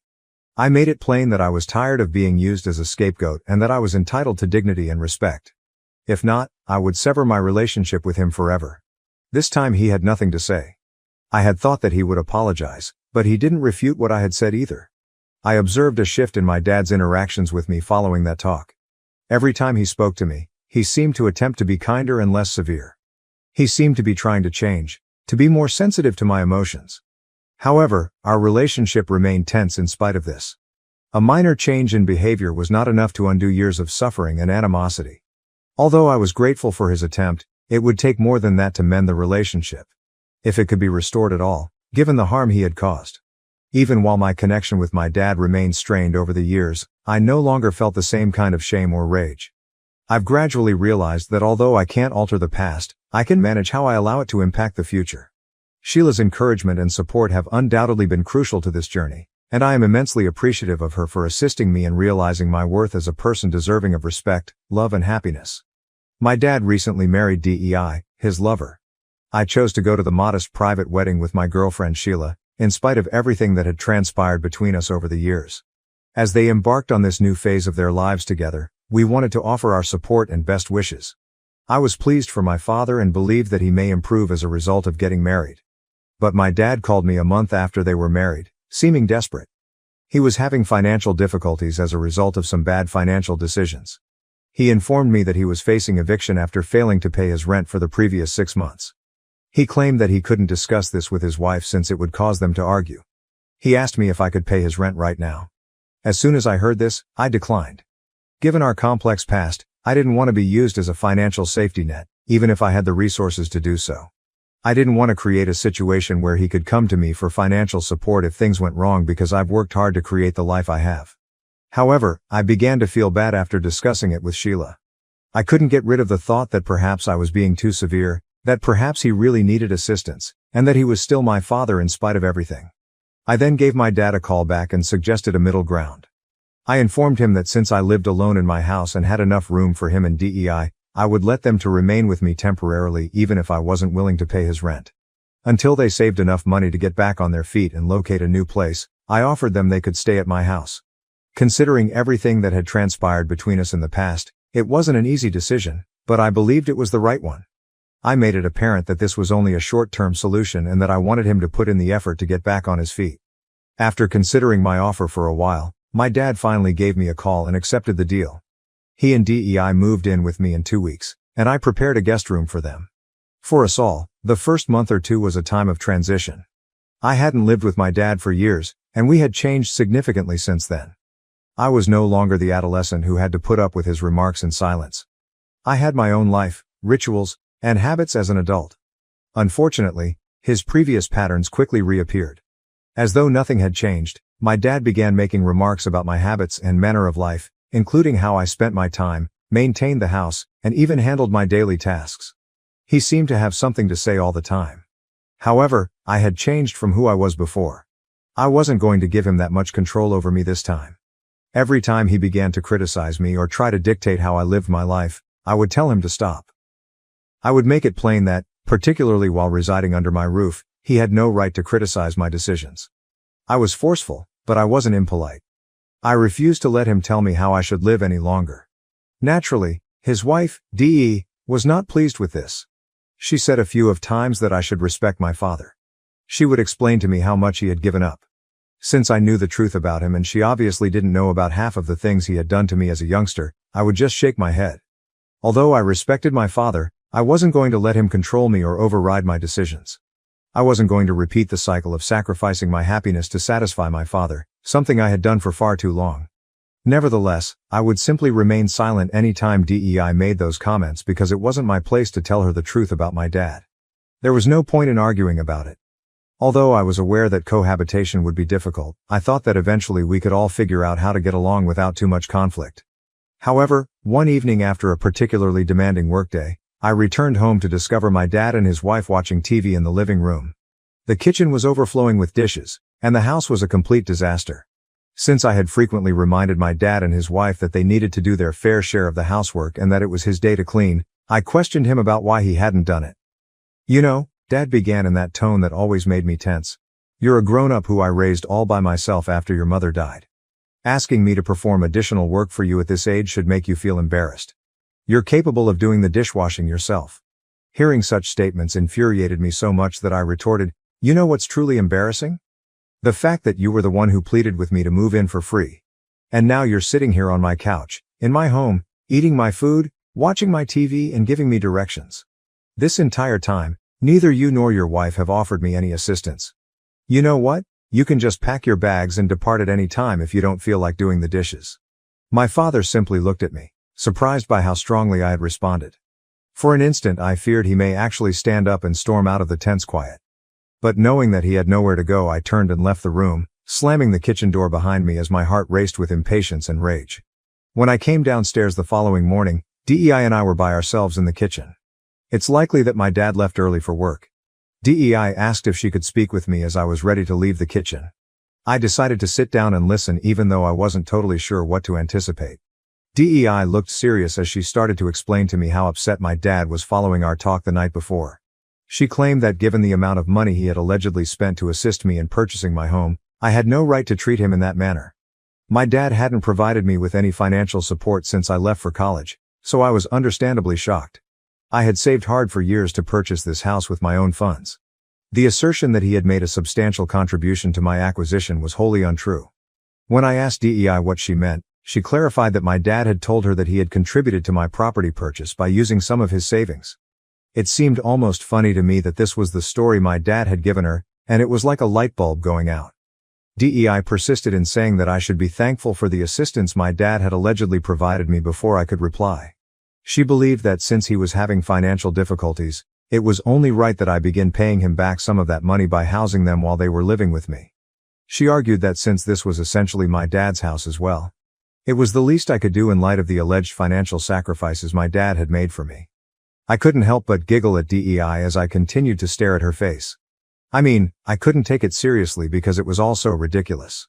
When I eventually stopped laughing, I told her the truth. My dad hadn't paid $1 and I was the real owner of the house. Her expression was priceless. She was obviously unaware that I was the owner of the house, and she must have been overcome with shame and rage. In response to her question about whether or not my dad had ever assisted me, I explained that he didn't even have enough money to cover his own rent, so how could he ever afford to buy my house? She didn't protest much after our conversation, so I assume she saw the truth too. Shortly thereafter though, she gathered her belongings and departed from my home that same day. Since it was none of my business, I didn't stop her. When my dad returned home later that night, he contacted Dei and asked her why her belongings were gone. He began blaming me for speaking out after he learned that I had told her the truth about who owned the house. He claimed that by disclosing the truth, I purposefully ruined his marriage and caused his wife discomfort. He claims that since he now felt inferior to me and that it was somehow my responsibility that he couldn't afford a house of his own, I ought to have been more understanding and allowed her to believe his lie. It was unbelievably frustrating.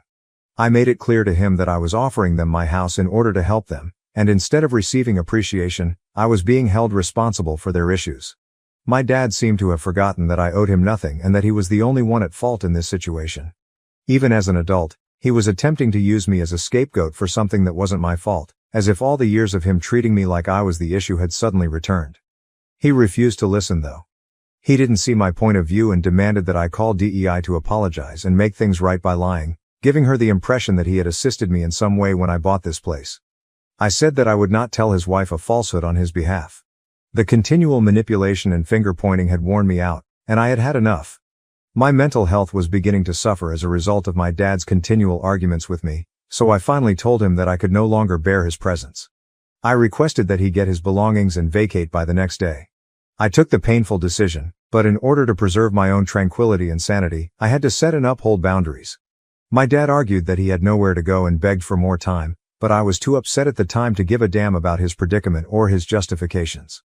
The following morning, I enforced my choice and forced my dad to vacate. Since DEI won't talk to him, my dad has been contacting me to whine about how I have destroyed his marriage and his life. He claims that a good son would never have ejected their parents and continuously blaming me for DEI's current situation. Update 1. I'm relieved that everyone is aware of the immense trauma my dad has caused me over the years. Many people have suggested that I get in touch with DEI and tell her the truth about my early years because she could not be completely aware of my dad's true identity. I've stayed out in his affairs up until now, but I think it's crucial that she understands the truth because he may have misled her about other matters. I'm going to get in touch with her and speak with her directly.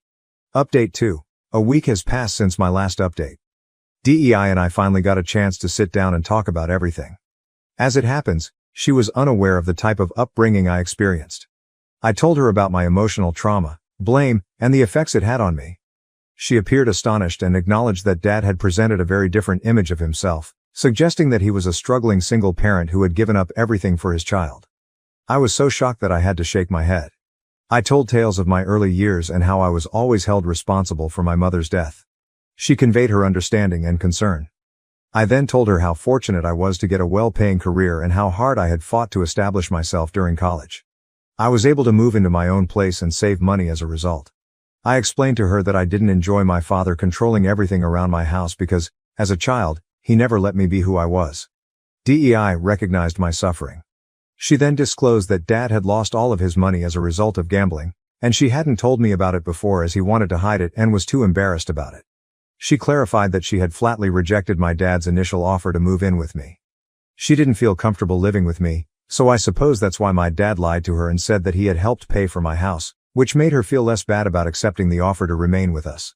She was upset though, when she subsequently learned from me that his claims of helping with my house were completely false and really another ploy to achieve what he wanted. She went on to express her embarrassment at having to ask me for rent that day. I informed her that Dad was solely responsible for his falsehoods and that it wasn't her fault. DEI told me as we were leaving that she intended to take some time away from Dad to think about their relationship after our talk. Update 3. Hello everyone. I am aware that it has been 3 months since I last made any updates to this page. Since I requested my dad to move out, I have severed all ties with him. Although it hasn't been a simple decision, it is essential for my emotional and mental well-being. He tried to point the finger at me for everything the last time we spoke, but I stopped talking to him. I simply blocked him right away. I must say that I've been feeling a lot better ever since. I feel relieved and more clear-headed now that the pressure and manipulation have subsided. I feel as though my privacy and tranquility have finally returned. Sheila, my girlfriend, has been really helpful during this process.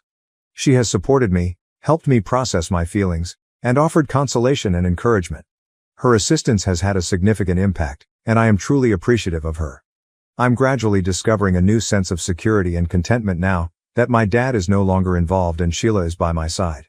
I'm concentrating on creating the life I desire, working for my objectives, and appreciating the good things in my relationship.